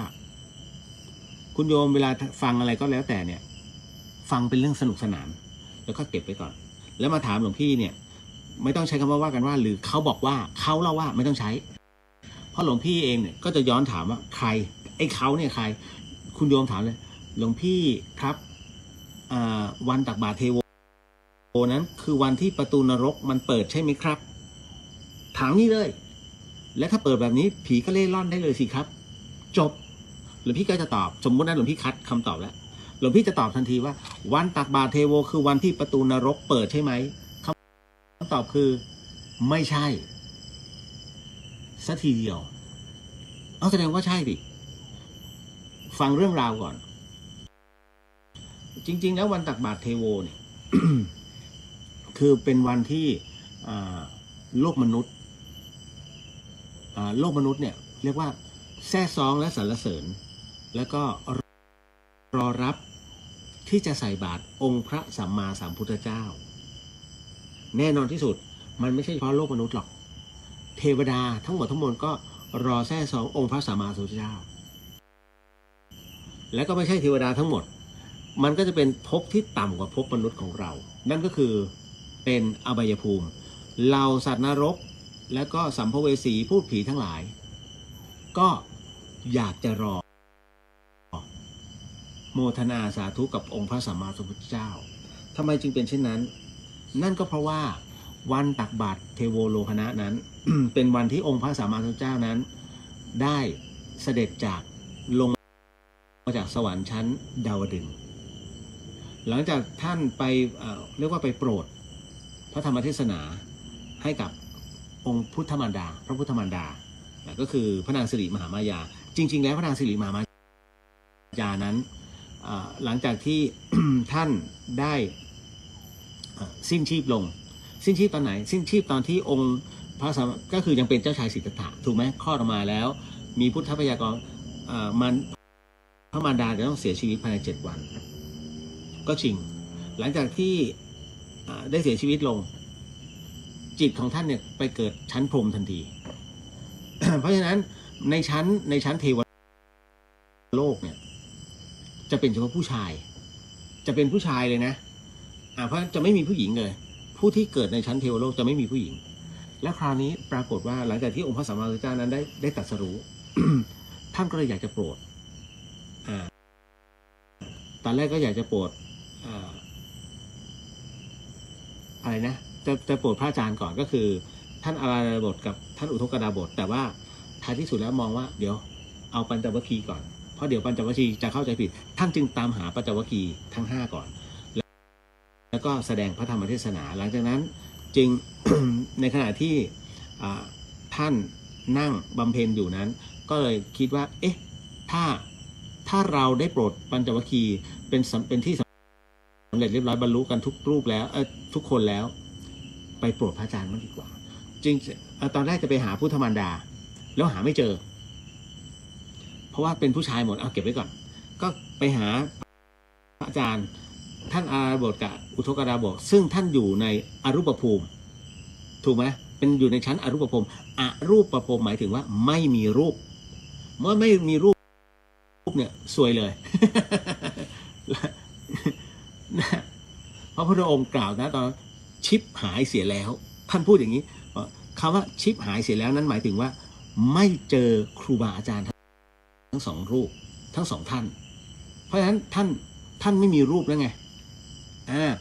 จึงหาไม่เจอก็ไม่สามารถจะโปรดได้ก็เลยต้องกลับมาโปรดพุทธมารดาอันนี้พระพุทธมารดาเนี่ยก็กลัวว่า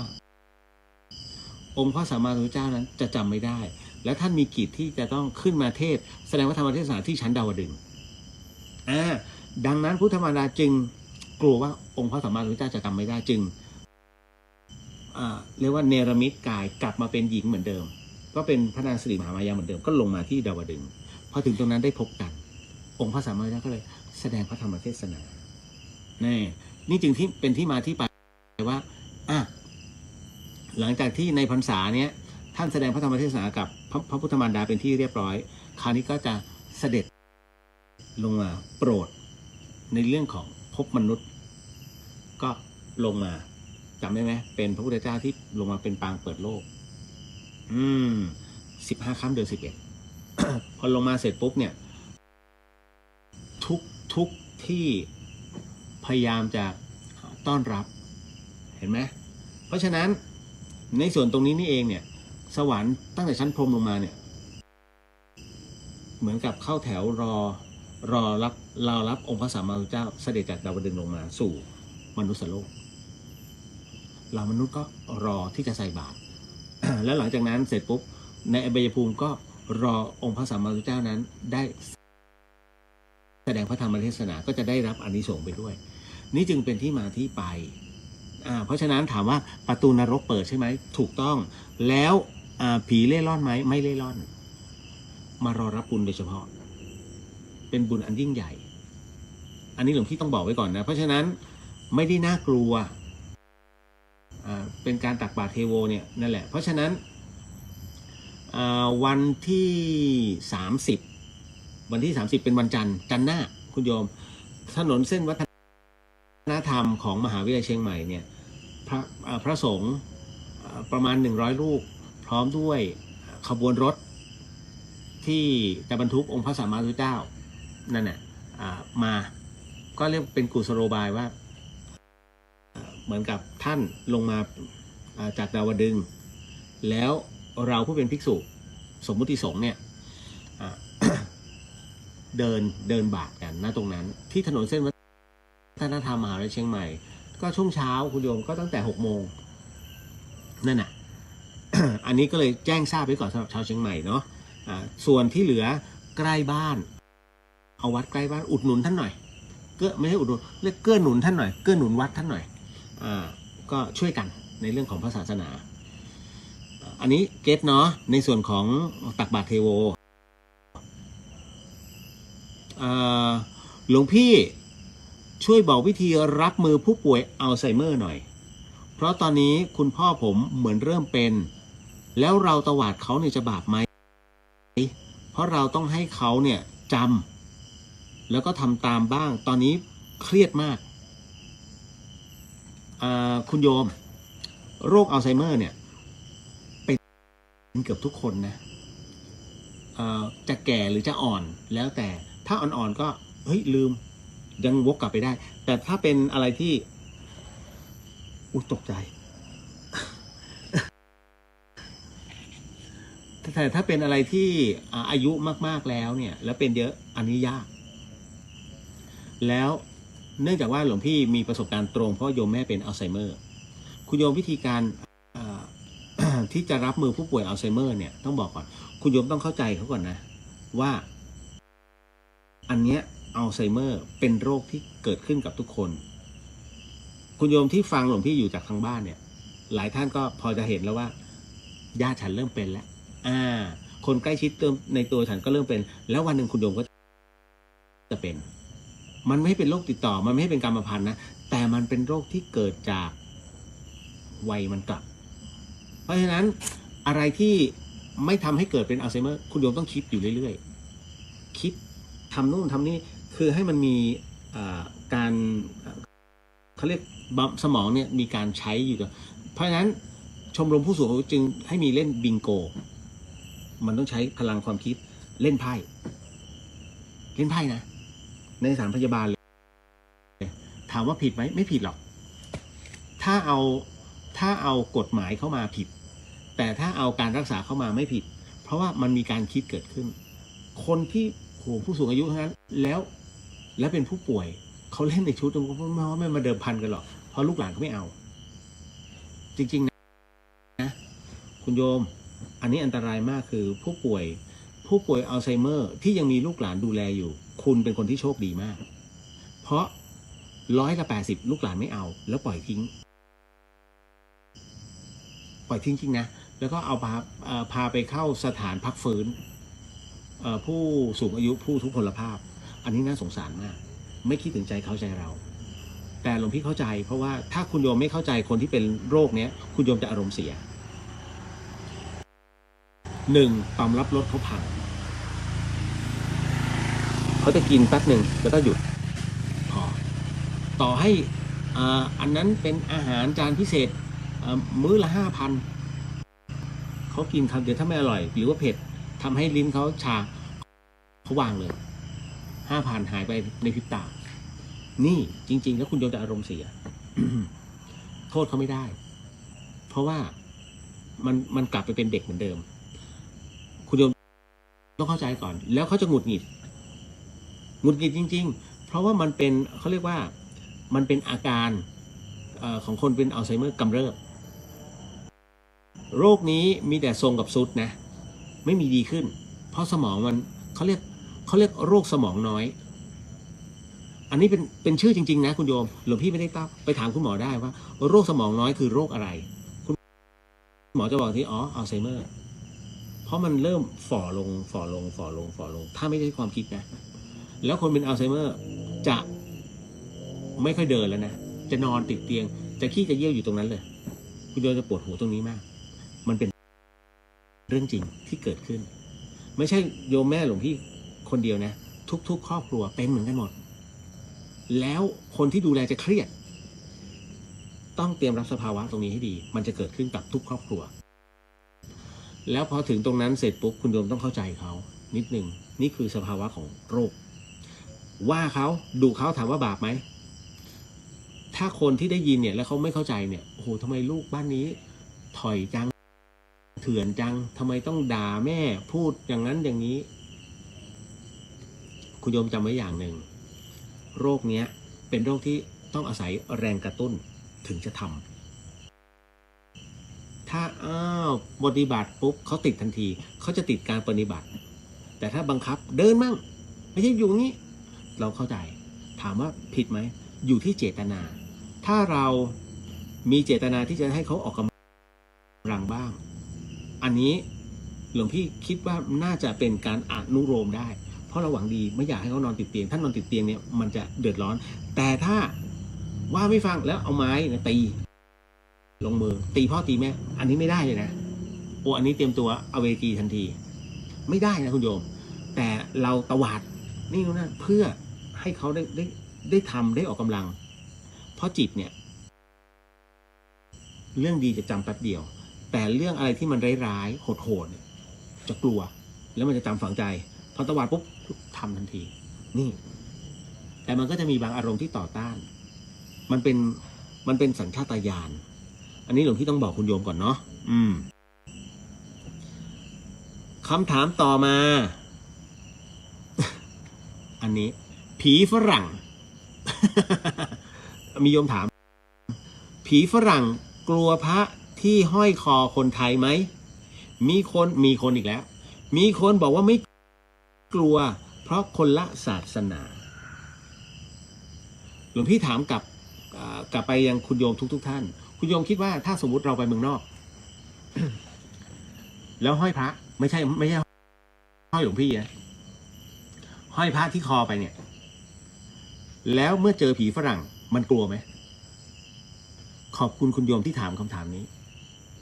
ดูเหมือนไม่มีอะไรแต่มันมีอะไรซับซ้อนมากหลายคนบอกไม่น่ามันคงไม่กลัวหรอกหลวงพี่เพราะว่ามันคนละประเทศบางคนว่าใช่คนละศาสนามันคงฟังไม่ออกหรอก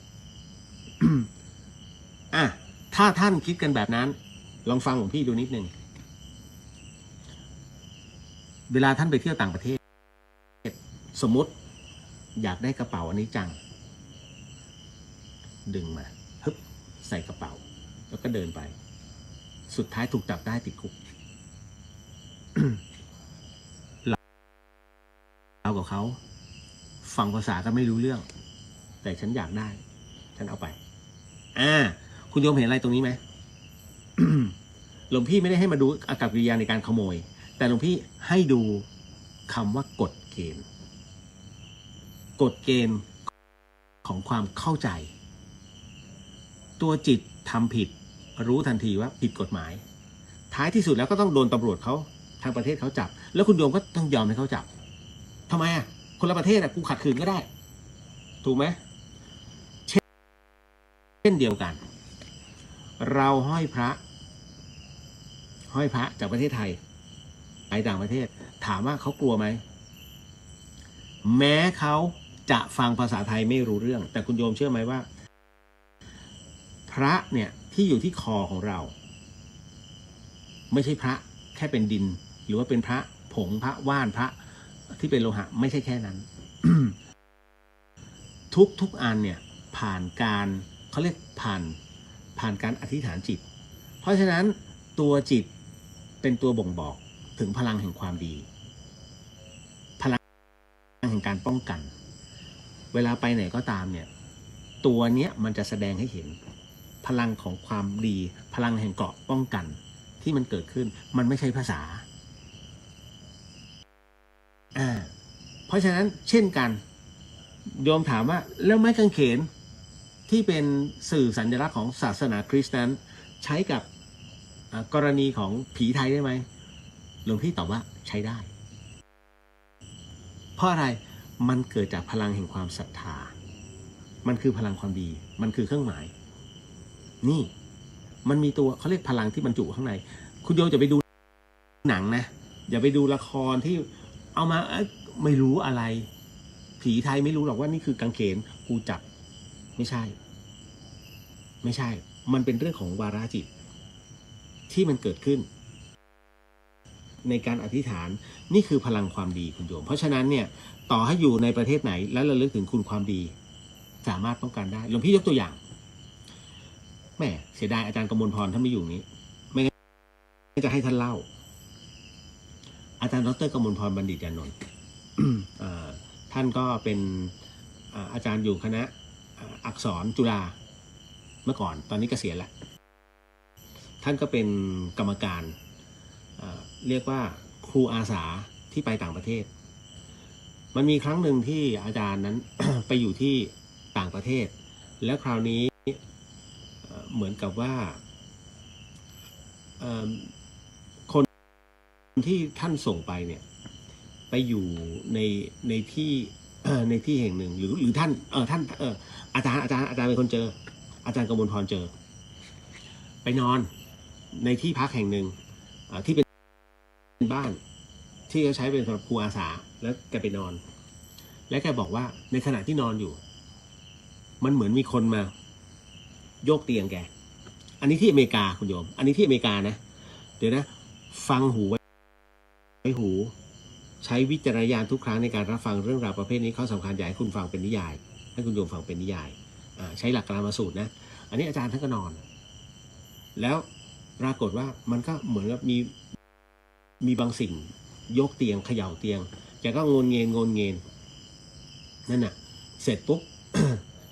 ก็พอลืมตาขึ้นมาจำไม่ได้ว่าเห็นหรือไม่เห็นว่ามีคนเป็นฝรั่งเป็นผีฝรั่งโยกแกก็หลับตาแล้วก็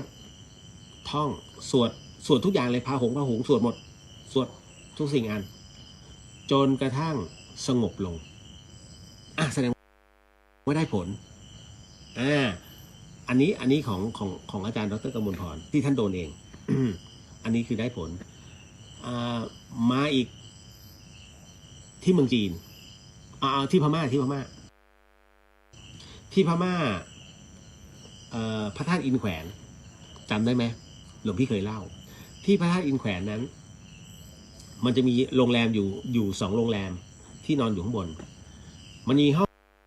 งหมายเลขหนึ่งเป็นหมายเลขมันมีคือบนนั้นนะ ก็เอาเป็นว่าหลวงพี่ไปกับพระอาจารย์ภาสกรแต่หลวงพี่เป็นคฤหัสถ์นะ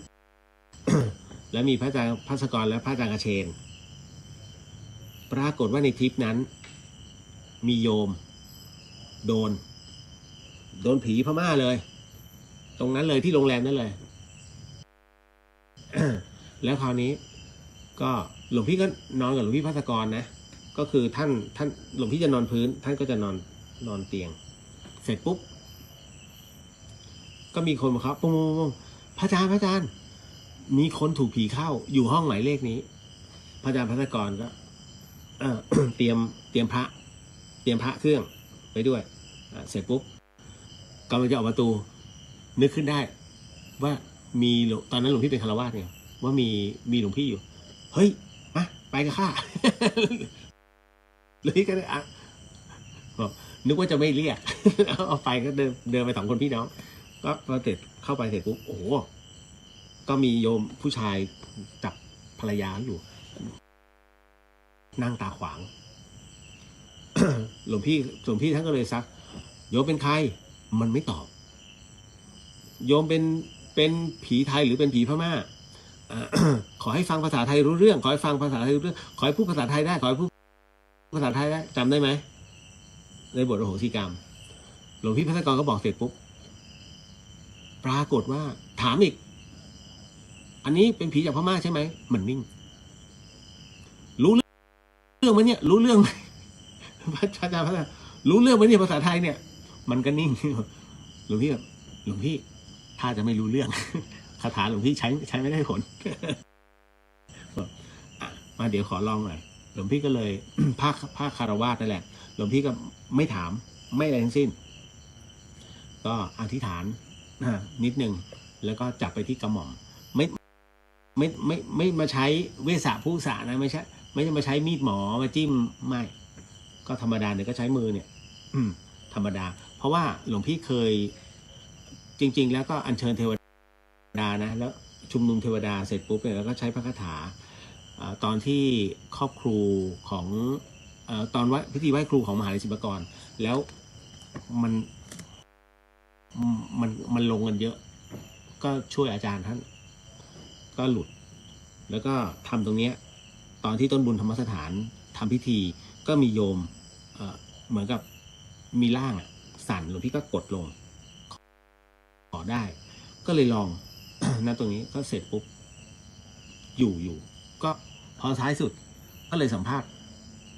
ก็เลยบอกว่าเฮ้ยพี่รู้สึกตัวไหมพี่รู้สึกตัวแต่ว่า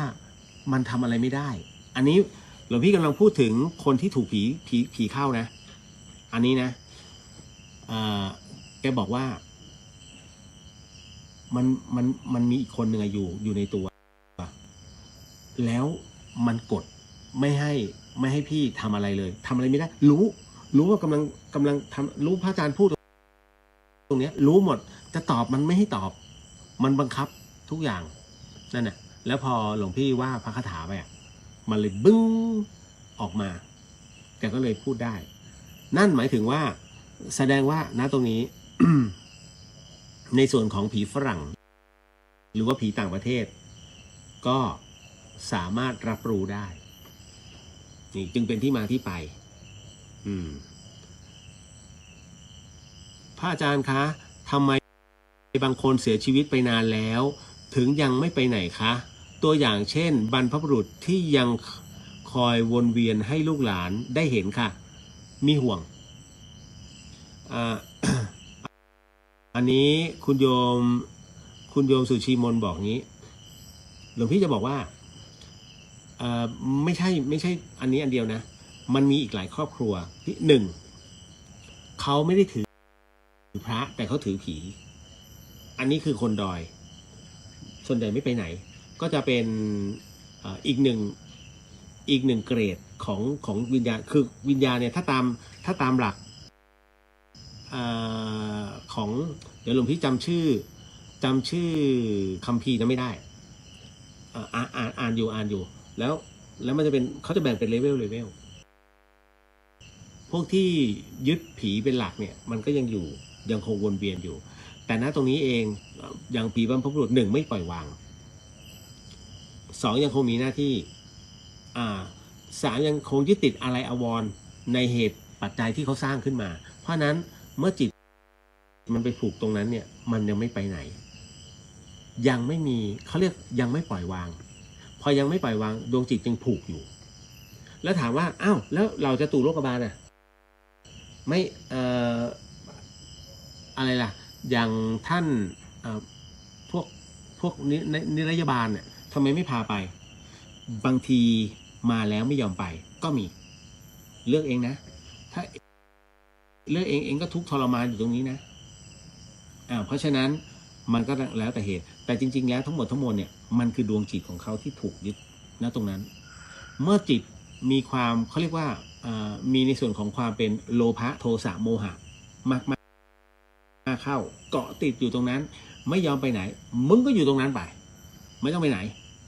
นี่มันก็ทำให้หลายๆคนนั้นเห็นเพราะฉะนั้นท่านจึงปล่อยแต่ถ้าเมื่อไหร่ก็ตามที่จำยอมและปล่อยวางมาว่ากันเพราะฉะนั้นผู้ที่รับโทษจริงๆเนี่ยไม่ใช่ร่างกายแต่เป็นดวงจิตที่เป็นอกุศลแต่ถ้าสมมุติว่าถึงที่เกิดถึงเวลาเกิดเมื่อเกิดแล้วก็ต้องรับโทษเพราะฉะนั้นมีหลายคนที่คัดค้านเรื่องของชาติภพ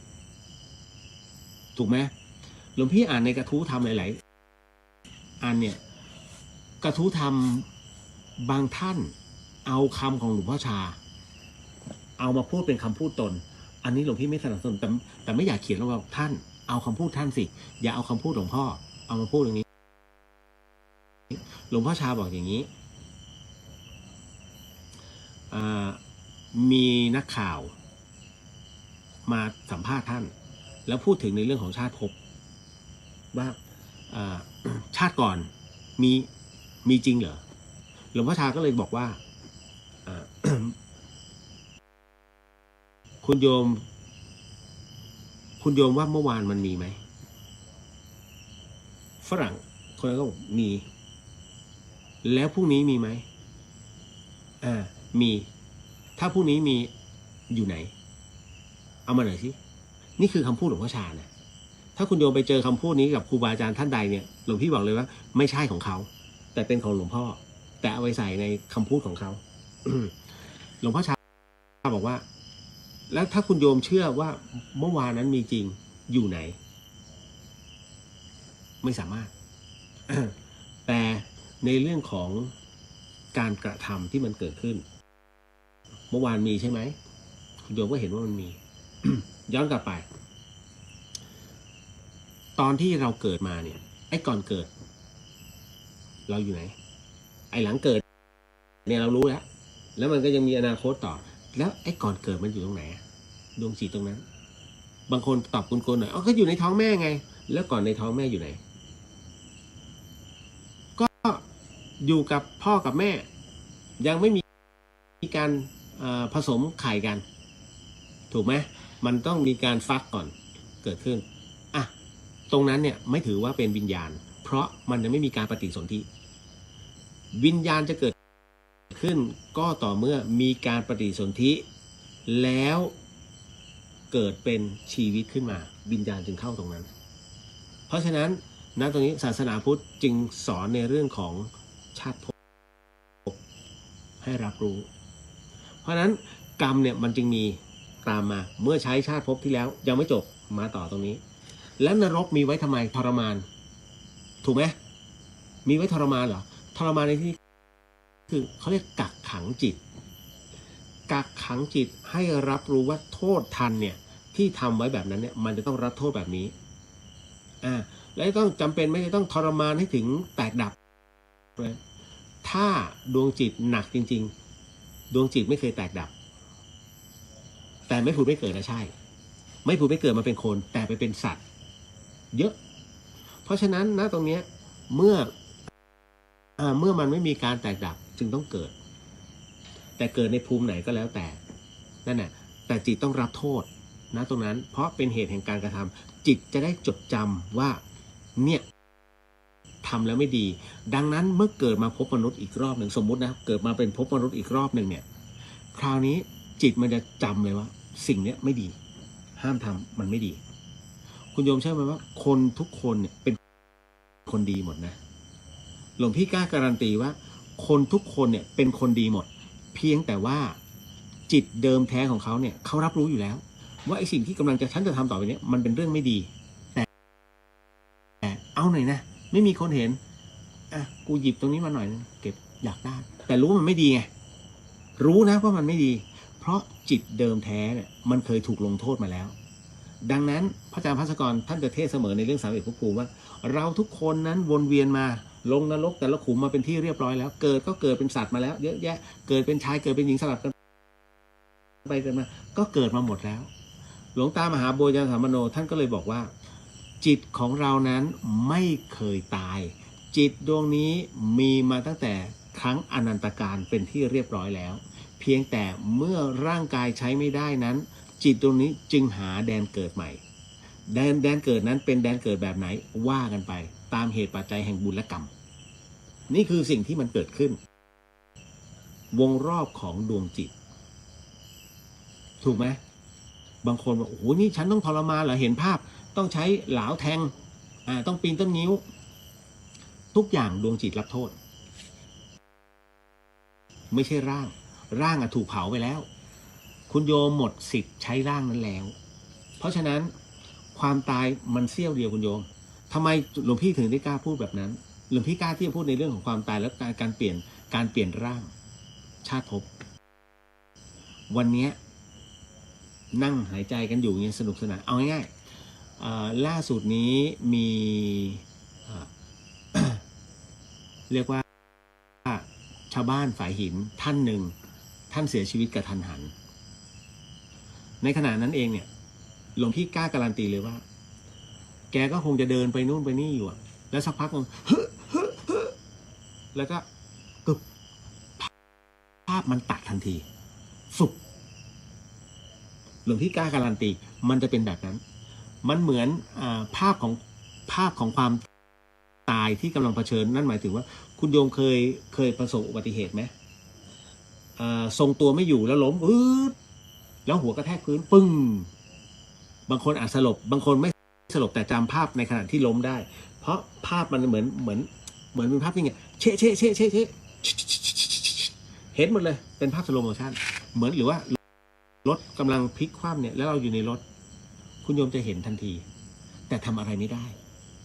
แล้วระบบการหายใจมันก็เหมือนตกใจฟึบมันจะตื่นมาทีฟึบขึ้นมาใครวะเต็มไปหมดเลยนั่นหมายถึงอะไรนั่นหมายถึงว่าเกิดใหม่แล้วนี่มีรถมาน่าจะเป็นของคณาจารย์ทั้งหมดทั้งมวล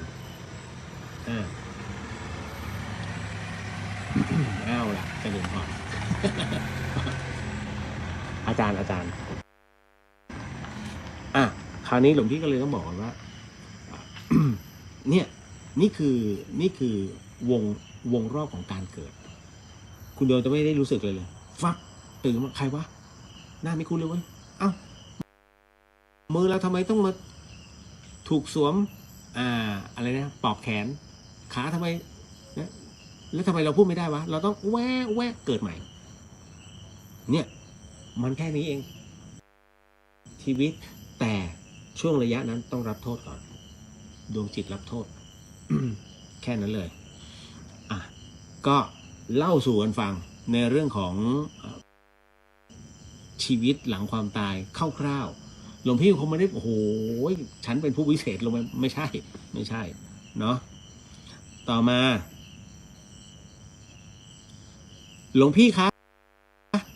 ทำไมผีชอบห้อยหัวบนเพดาน ว่าไปเรื่อยคุณโยมโดนเขาหลอกแล้วอันนี้ถามหลวงพี่เล่นๆใช่ไหมหลวงพี่คะทำไมผีชอบห้อยหัวบนเพดานมันเป็นการสร้างหนังคุณโยมมันเป็นจินตนาการอะไรก็ตามที่มันไม่ผ่านการพิสูจน์แล้วมันอยู่ในห้วงของความลึกลับลี้ลับซับซ้อนเนี่ยมันน่าค้นหามันดูตื่นเต้นใส่ซาวไปหน่อยเนี่ยอย่างเงี้ยวัดสายหินตรงนี้เป็นกู่คนตายถามว่าเขายังอยู่ไหมถ้าหลวงพี่บอกว่าเขาก็ยังยืนอยู่แต่มันอยู่คนละเลเวลก็ถูกไงเพราะฉะนั้นเนี่ยทั้งหมดทั้งมวลคุณโยมต้องพิจารณาด้วยปัญญาหลวงพี่ไม่เข้าใจว่าการบนบานศาลกล่าวเทวดา อะไรต่างๆนานาเนี่ยแล้วเเมื่อไม่แก้บนนะแล้วจะเกิดไอ้นู่นไอ้นี่กับเราเกิดไอ้นั่นไอ้นี่กับครอบครัวของเราเนี่ยแล้วก็เอาไปเทียบไปพูดเฮ้ยแก้บนนะไม่แก้บนเดี๋ยวป่วยนะเดี๋ยวตายขึ้นมานะยุ่งเลยนะเดี๋ยวก่อนโยมเดี๋ยวก่อนจะไปพูดอย่างนั้นเนี่ยพิจารณาด้วยปัญญาก่อนคนที่พูดคำนี้ว่าเทพ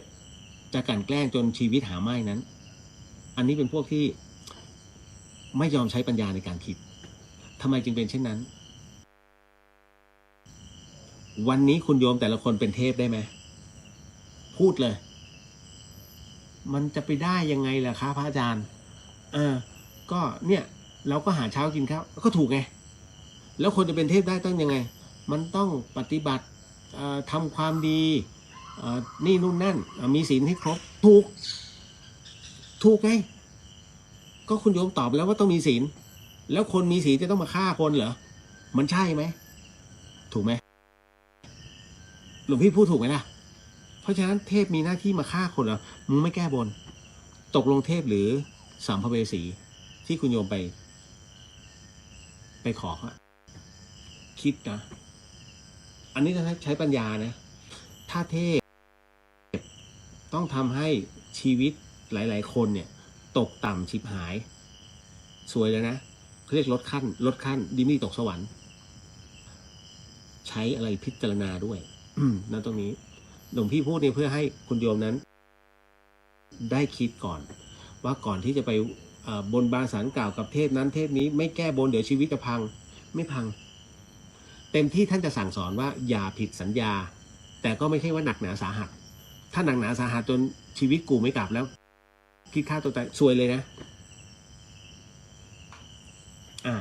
เหมือนมีครูบาอาจารย์รูปหนึ่ง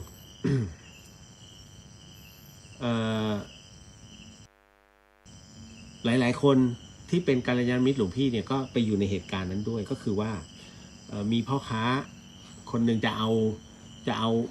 เขาเรียกเนื้อหมูมาถวายนะให้โรงครัวแต่ว่าอยากจะบอกหลวงปู่ท่านนิดนึงว่าจะเอามาถวายแล้วบังเอิญว่าณตรงนั้นเนี่ยหลวงปู่ท่านเป็นผู้ที่สันโดษแล้วก็ไม่ชอบวุ่นวายใครจะเอามาถวายก็ท่านก็ไม่ได้ว่าอะไรก็ไปให้โรงครัวก็จบแต่บังเอิญว่าพ่อค้าคนนี้เนี่ย เสาสีหลวงปู่พรุ่งนี้หลวงปู่อยากฉันอะไรเดี๋ยวผมจะได้ไปดูพวกเนื้ออะไรอย่างนี้มาให้เอาเนื้ออะไรดี3 ชั้นหรือว่าเป็นเนื้อสันคอหรืออะไรก็แล้วแต่หลวงปู่ท่านก็พูดไปท่านบอกเลยอะไรก็ได้เนื้อหมามาก็ได้เนื้อหมามึงเอามาแล้วแต่มึงไปแล้วเดินอีกวันหนึ่งคนนี้มา หลวงปู่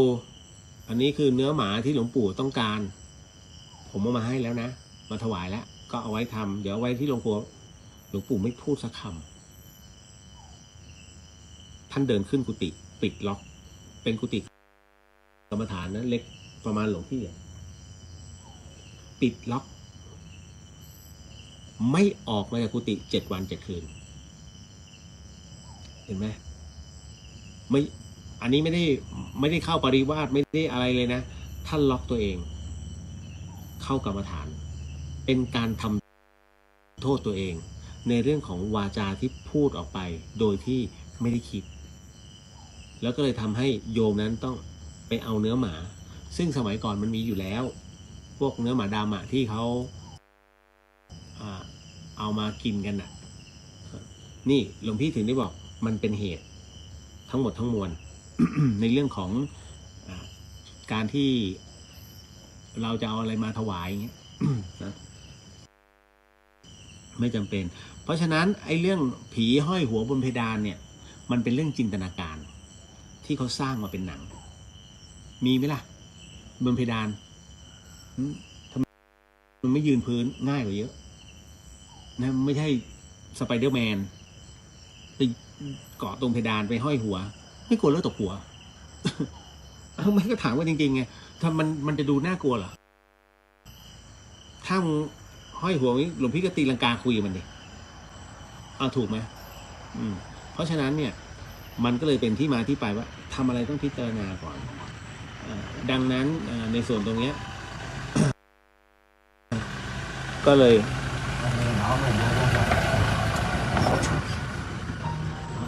โยงเข้ามานะอ๋อชาวบ้านถ้ามาตรงนี้แล้วเลี้ยวลงรถชาวบ้านแต่ถ้ามาแล้วตรงเนี่ยรถเจ้าหน้าที่แปลกแล้วทำไมเขาไม่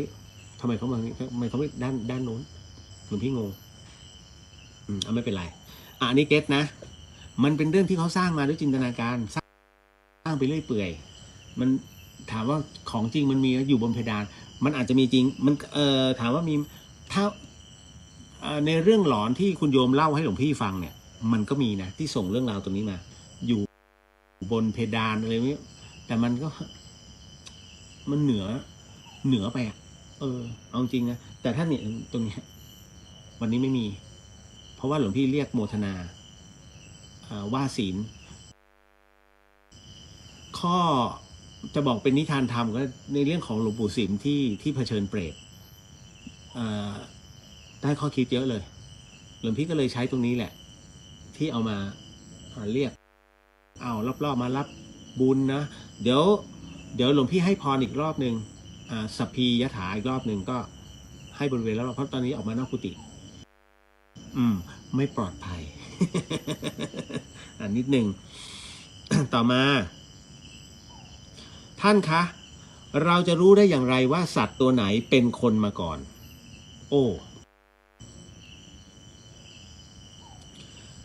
เราจะรู้ได้อย่างไรว่าสัตว์ไหนเป็นคนมาก่อนคืออย่างนี้คุณโยมต้องทำความเข้าใจก่อนนะเราต้องเข้าใจก่อนว่าที่มาที่ไปของคำว่าเดรัจฉานสัตว์เนี่ยเราตีเป็นเดรัจฉานเป็นชาติภพของเขาถูกไหมมนุษย์อสุรกายเขานรกอสุรกายเดรัจฉานแล้วก็เปรตนี่4 จำพวกเพราะฉะนั้นนรกเราไม่พูดถึงนรกเป็นขุมคราวนี้มันก็จะเหลือเปรตไม่พูดถึงเพราะเปรตไม่เกี่ยวกับสัตว์ถูกไหมมันก็จะเหลืออสุรกายไม่เกี่ยวก็จะเป็นคราวนี้เดรัจฉานก็คือพวกสัตว์เลยคราวนี้เราจะรู้ได้อย่างไรว่าสัตว์ตัวไหนเป็นคนมาก่อนเมื่อคุณโยมรู้ที่มาที่ไปก่อนว่าไอ้ตัวเดรัจฉานเนี่ยคำว่าเดรัจฉานเนี่ยต้องดูพฤติกรรมของเดรัจฉานพฤติกรรมโดยแท้จริงของเดรัจฉานนั้นเป็นอย่างไรมันจะไม่เหมือนกับเดรัจฉานซึ่งเป็นมนุษย์มาก่อนมีหลวงพี่เจอมาก็เยอะแล้วนะเดรัจฉานที่เป็นมนุษย์เดี๋ยวนะหลวงพี่ไม่ได้มามีญาณวิเศษแบบมันรู้บุพเพนิวาสารไม่รู้เรื่องของชาติภพ มันมีเรื่องราวของไอ้หมีของธรรมสถานเรื่องของหูตั้งจำได้ไหมของคุณโยมสุมารีเรื่องของไอ้ดำวัดผาลาด แล้วก็ล่าสุดคุณโยมที่เอาเรื่องราวจิ้งจกมาถามหลวงพี่ว่าผมสวดมนต์ทุกวันนานมากและคราวนี้ทุกครั้งในการกรวดน้ำจิ้งจกจะทักเสมอจุจิ้งจกไงเสียงจิ้งจกมันจะทักแบบนี้ทุกครั้งเวลากรวดน้ำคุณโยมก็เลยถามหลวงพี่ว่ามันจะเป็นอะไรหรือเปล่าผมจะเป็นอะไรเพราะโบราณบอกจิ้งจกทักไม่ดีถูกไหมจริงๆไม่ใช่หลวงพี่เลยบอกว่ามันมี2 อย่างคุณโยม1สัญชาตญาณมัน2ไอ้จิ้งจกเนี่ยมันเป็นคนมาก่อนเพราะมันจะรู้จังหวะในการรับอานิสงส์ถูกไหมนี่แหละแล้วคุณโยมให้รู้เลยว่าเดรัจฉานที่เคยเป็นมนุษย์มาก่อนเนี่ยนะ และ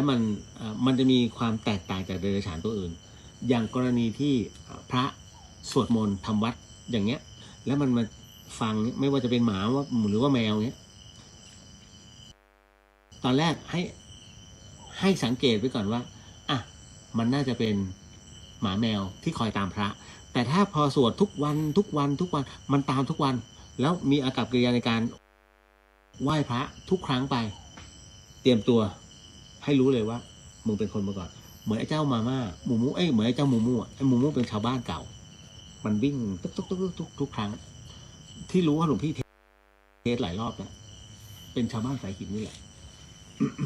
แล้วเกิดเป็นหมามันก็มีเขาเรียกรับการตามชาติภพแค่นั้นแหละเรื่องของเทศได้คุณโยมลองดูเหอะแล้วคุณโยมจะรู้ว่าไอ้ตัวนี้มันแปลกๆจงจำไว้ว่าอะไรก็ตามที่เป็นความคิดแวบแรกของเรามักจะเป็นเรื่องจริงเสมอมันคือกฎของมโนมยิทธิห้ามมีข้อสงสัยมโนมยิทธินี่เวลาปุ๊บขึ้นมาปึ้งต้องทันทีจงเชื่อจิตแล้วเหมือนกันเวลาใครเขาทำอะไรมาหรือว่าเป็นการสมมติหลวงพี่ยกตัวอย่างเช่นศาสตร์อะไรก็ตามที่ขึ้นมาใหม่ๆเลยแล้วขึ้นมาแล้วมันได้ผลคุณโยมจำไว้เลยว่าอันแรกเลยจะเป็นของจริงที่สุดก็เหมือนพระรุ่นแรกนี่นู่นนั่นของจริงสมมุติว่าวิชาดูตัวเลขรอบแรกออกมาปึ้งเนี่ยเพื่อที่จะขายแล้วก็จะมีล็อต 2ล็อต 3มีไอ้นู่นนี่ดูนั่นเพิ่มเติมหลวงพี่บอกเลยนะไอ้ดูนั่นดูนี่เพิ่มเติมเนี่ยเฉยๆแต่จงจำไว้ว่าอะไรที่เป็นอันแรกมันเป็นการกลั่นกรองอย่างละเอียดเพราะถ้ามันไม่ละเอียดมันจะออกมาก่อนไม่ได้นี่คือวิธีการคิดเพราะฉะนั้นพอมาถ้าเป็นของกินเนี่ยโอเคอันที่ 2อันที่ 3มันมีการปรับปรุงแต่อันแรกกว่าจะมาเป็นอะไรสักอย่างขึ้นมาเนี่ยมันต้องคิดแล้วคิดอีกลองแล้วลองอีกนั่นแหละแล้วถึงออกมาเพื่อจะวางขายถ้าของไม่ดีจริงมันขายไม่ได้แต่ถ้ามันเมื่อขายได้อันแรกนี่จำไว้นะเพราะนั้นคุณโยมก็ลองสามารถเทสได้ทุกคนเทสได้เรื่องของสัตว์ที่มันเป็นคนแถวบ้านเนี่ยลองดูแต่อย่าไปเทสผิดพลาดอ๋อพอดีเรียกช้างมันเข้ามาค่ะเหยียบทุกสิ่งนี่ดิฉันมันเป็นคนไม่ใช่ นะสันทัดจะมาหาของกินอันนี้ต่อมาคุณโยมปิยพรกราบสาธุค่ะเจริญพรในขณะที่พระสวดศพอยู่แต่คนมาร่วมงานกับคุยเสียงดังอันนี้บาปไหมคะบางคนลุ้นตัวเลขจากศพเลขลงอะไรแบบนี้ท่านว่าพวกนี้เขาจะได้รับกรรมไหมคะคุณโยมเรื่องของบรรทัดฐานแห่งกรรมเนี่ยมันต้องขึ้นกับองค์ประกอบของความเดือดร้อนถ้าทำแล้วไม่มีใครเดือดร้อนมันเป็นเรื่องของการเบียดเบียนตัวเองไอ้กรณีคือเรื่องเบียดเบียนตัวเองคือกูพยายามจะหาอะไรก็ตามที่มันสามารถทำให้ตัวเรานั้นร่ำรวยได้โดยที่ลืมนึกไปว่าผลที่มันตีกลับมาเนี่ยมันสูญเสียหรือว่ามันได้การแทงหวยเนี่ยมันสูญเสียหรือได้บางคนได้สิจริงเหรอโยมแทงกี่ครั้งซื้อกี่ตัวเลขเสียเงินไปแล้วกี่บาทแต่ถูกวันนี้2ตัวโอ้ยเลี้ยงกันแทบตายไอ้ที่ผ่านมาไม่ได้คิดเลยเพราะฉะนั้นเนี่ยถึงได้บอกไงกรณีตรงที่คุยเสียงดังในงานศพนั้นบาปไหมไม่เกี่ยวกันคุณโยมเห็นพระสวดกุศลธรรมากุศลเนี่ยอะไรอย่างเงี้ยถามว่าพระเนี่ยสวดให้โยมโยมรู้เรื่องไหมโยมไม่รู้เรื่องมันเป็นเรื่องของการสวดมาติกาแต่โยมไม่รู้เรื่องนะทำไมก็ท่านไม่ยอมแปลแต่ถ้าเป็นหลวงพี่ก็จะบอกเลยเล่าให้ฟังก่อนว่าบทเนี้ยที่จะขึ้นมาเนี่ยมันกล่าวถึงอะไรแล้วเราสวดโยมว่าอ๋ออย่างนี้นี่เองเอาจริงๆนะทั้งชีวิตหลวงพี่ฟังพระสวดเนี่ยถ้าไม่ได้อ่านบทแปลหลวงพี่ไม่รู้เรื่องถูกไหมไม่มีใครรู้เรื่องเพ ราะฉะนั้นศพรู้เรื่องไหมถ้าศพรู้เรื่องเขาเรียกไม่ใช่ศพเขาเรียกคนป่วยยังรู้เรื่องแต่ถ้าคนตายเนี่ยพระแหกปากไงก็ไม่รู้เรื่องก็เขาตายแล้วคราวนี้โยมไม่สนใจก็มาทักทายมาแลกไลน์กันบางคนก็สำรวมหน่อยก็นั่งฟังแต่ถามโยมฟังรู้เรื่องไหมไม่ยกมือเป็นงั้นก็ถูกไงเพราะมันไม่มีคำแปลเห็นไหม เพราะฉะนั้นหลวงพี่ถ้าจะต้องหลวงพี่จะบอกก่อนต่อไปเนี่ยมันจะเป็นแบบนี้มันจะแปลความหมายแบบนี้คุณโยมฟังทำนองให้มันดีนะอันนี้เรียกว่าทำนองแบบหลวงนะอันนี้ทำนองแบบนี้นะว่ากันไปโยมเข้าใจอ๋ออย่างนี้นี่เองจบนี่แหละข้อผิดพลาดของการสวด ต่อมาแล้วคนที่ลุ้นเลขศพเลขจากโลงท่านว่าเขาจะรับกรรมอันนี้เขารับกรรมอยู่แล้วโยมกรรมของเขาเนี่ยมันเป็นกรรมแห่งการติดหวยติดเป็นบ้าเป็นหลังทุกอย่างมาเป็นหวยหมดนี่คือกรรมที่เขารับ ถูกก็เป็นเรื่องของเขาถือว่าเป็นบุญแล้วถ้าผิดขึ้นมาคนเราจะพูดถึงโอ้เนี่ยงวดนี้ฉันถูกไม่มีใครพูดไม่ถูกหลวงพี่ถึงได้บอกว่าพระต่างๆที่คุณโยมไปอธิษฐานกันเนี่ยไม่ว่าจะเป็นหลวงพ่อปากแดงหลวงพ่อทันใจศาลเจ้าแม่อันนั้นเทพอันนี้นี่นู่นนั่นเนี่ยคนแห่กันไปเป็นพันๆคนเลยเดี๋ยวรางวัลที่1มันมีกี่รางวัลถึงพันไหมไปขอกี่ครั้งบางคนไม่ถูกเลยแต่บางคนถูกนานๆถูกตัวนึงโอ้เนี่ยมาขอท่านเนี่ยท่านให้แม่นมากเลยทำไมไม่เห็นให้พวกฉันเลย มาขอทุกทีไม่เห็นกูได้ กูไม่ได้ที เนี่ยและเราก็มาโทษตัวเองเราไม่มีดวงทางการซื้อหวยจริงๆไม่ใช่ไม่เกี่ยวเลย มันเป็นเรื่องของจังหวะแห่งบุญเราไม่เคยทำบุญเกี่ยวกับทางด้านนี้แต่เขางมงายไปแล้วเชื่อศรัทธาเขาจึงได้แต่มันก็ได้แค่นิดๆหน่อยๆคนที่ซื้อกันเยอะแยะไม่เห็นไม่มีเนี่ยมาไหว้แค่นั้นนะขอไปก็ไม่เคยถูกท่านไม่เคยให้หรอกนี่เนอะแต่อีกคนที่พูดเนี่ยฉันถูกนี่เนอะคุณโยมคิดว่าเขาจะเลือกเชื่อใครเชื่อคนถูกไปดูบ้างเนี่ยนี่คือหลวงพี่ชี้ให้เห็นว่านี่คือคนความเป็นมนุษย์เกิดขึ้น แล้วอะไรเนี่ยทำไมต้องเอาน้ำมะพร้าวล้างหน้าคนตายคืออย่างนี้คุณโยมจะเห็นเนาะเขาจะมีไอ้มะพร้าวแก่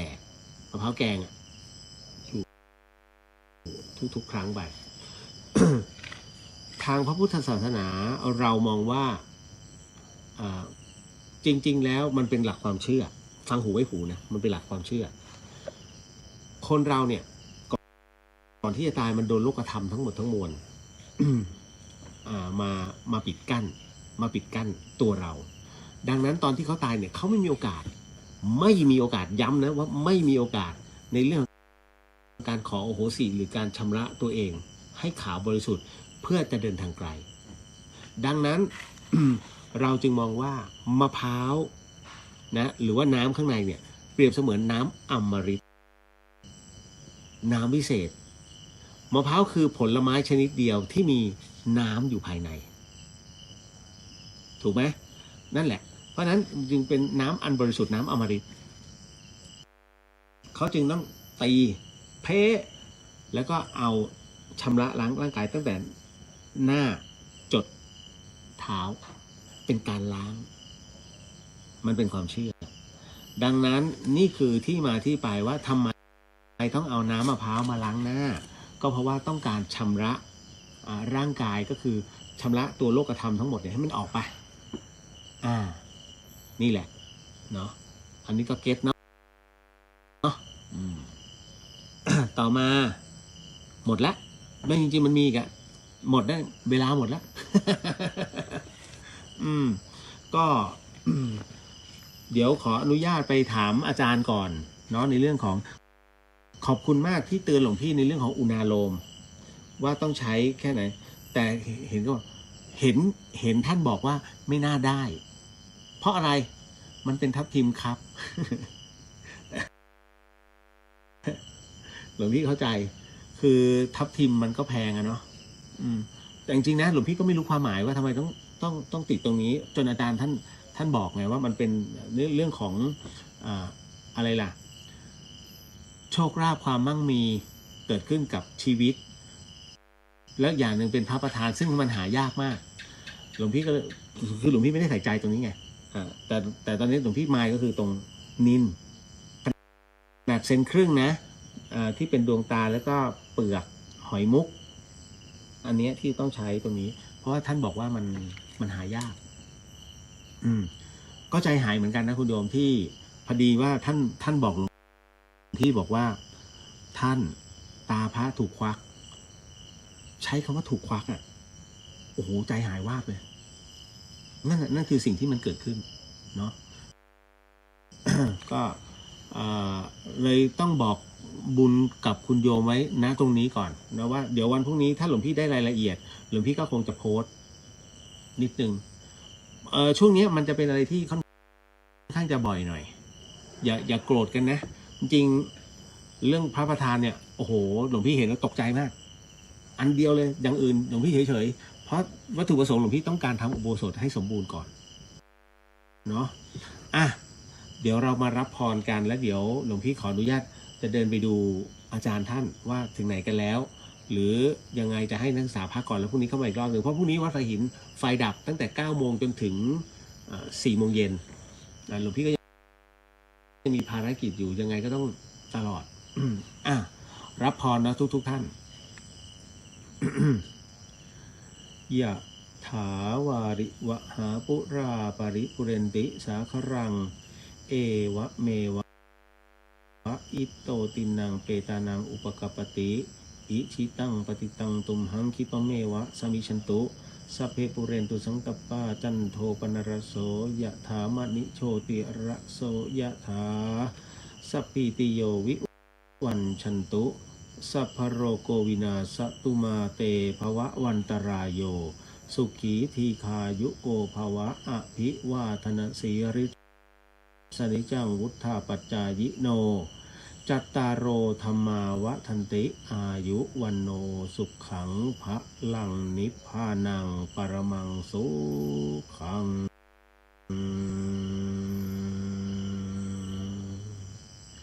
สาธุเอาแล้วเจอกัน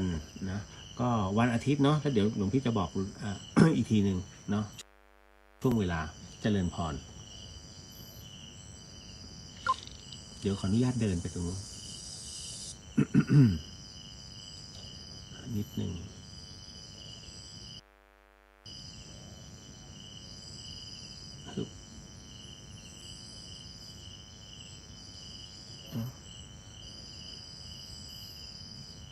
มันหลวงพี่กำลังงงเขาเขียน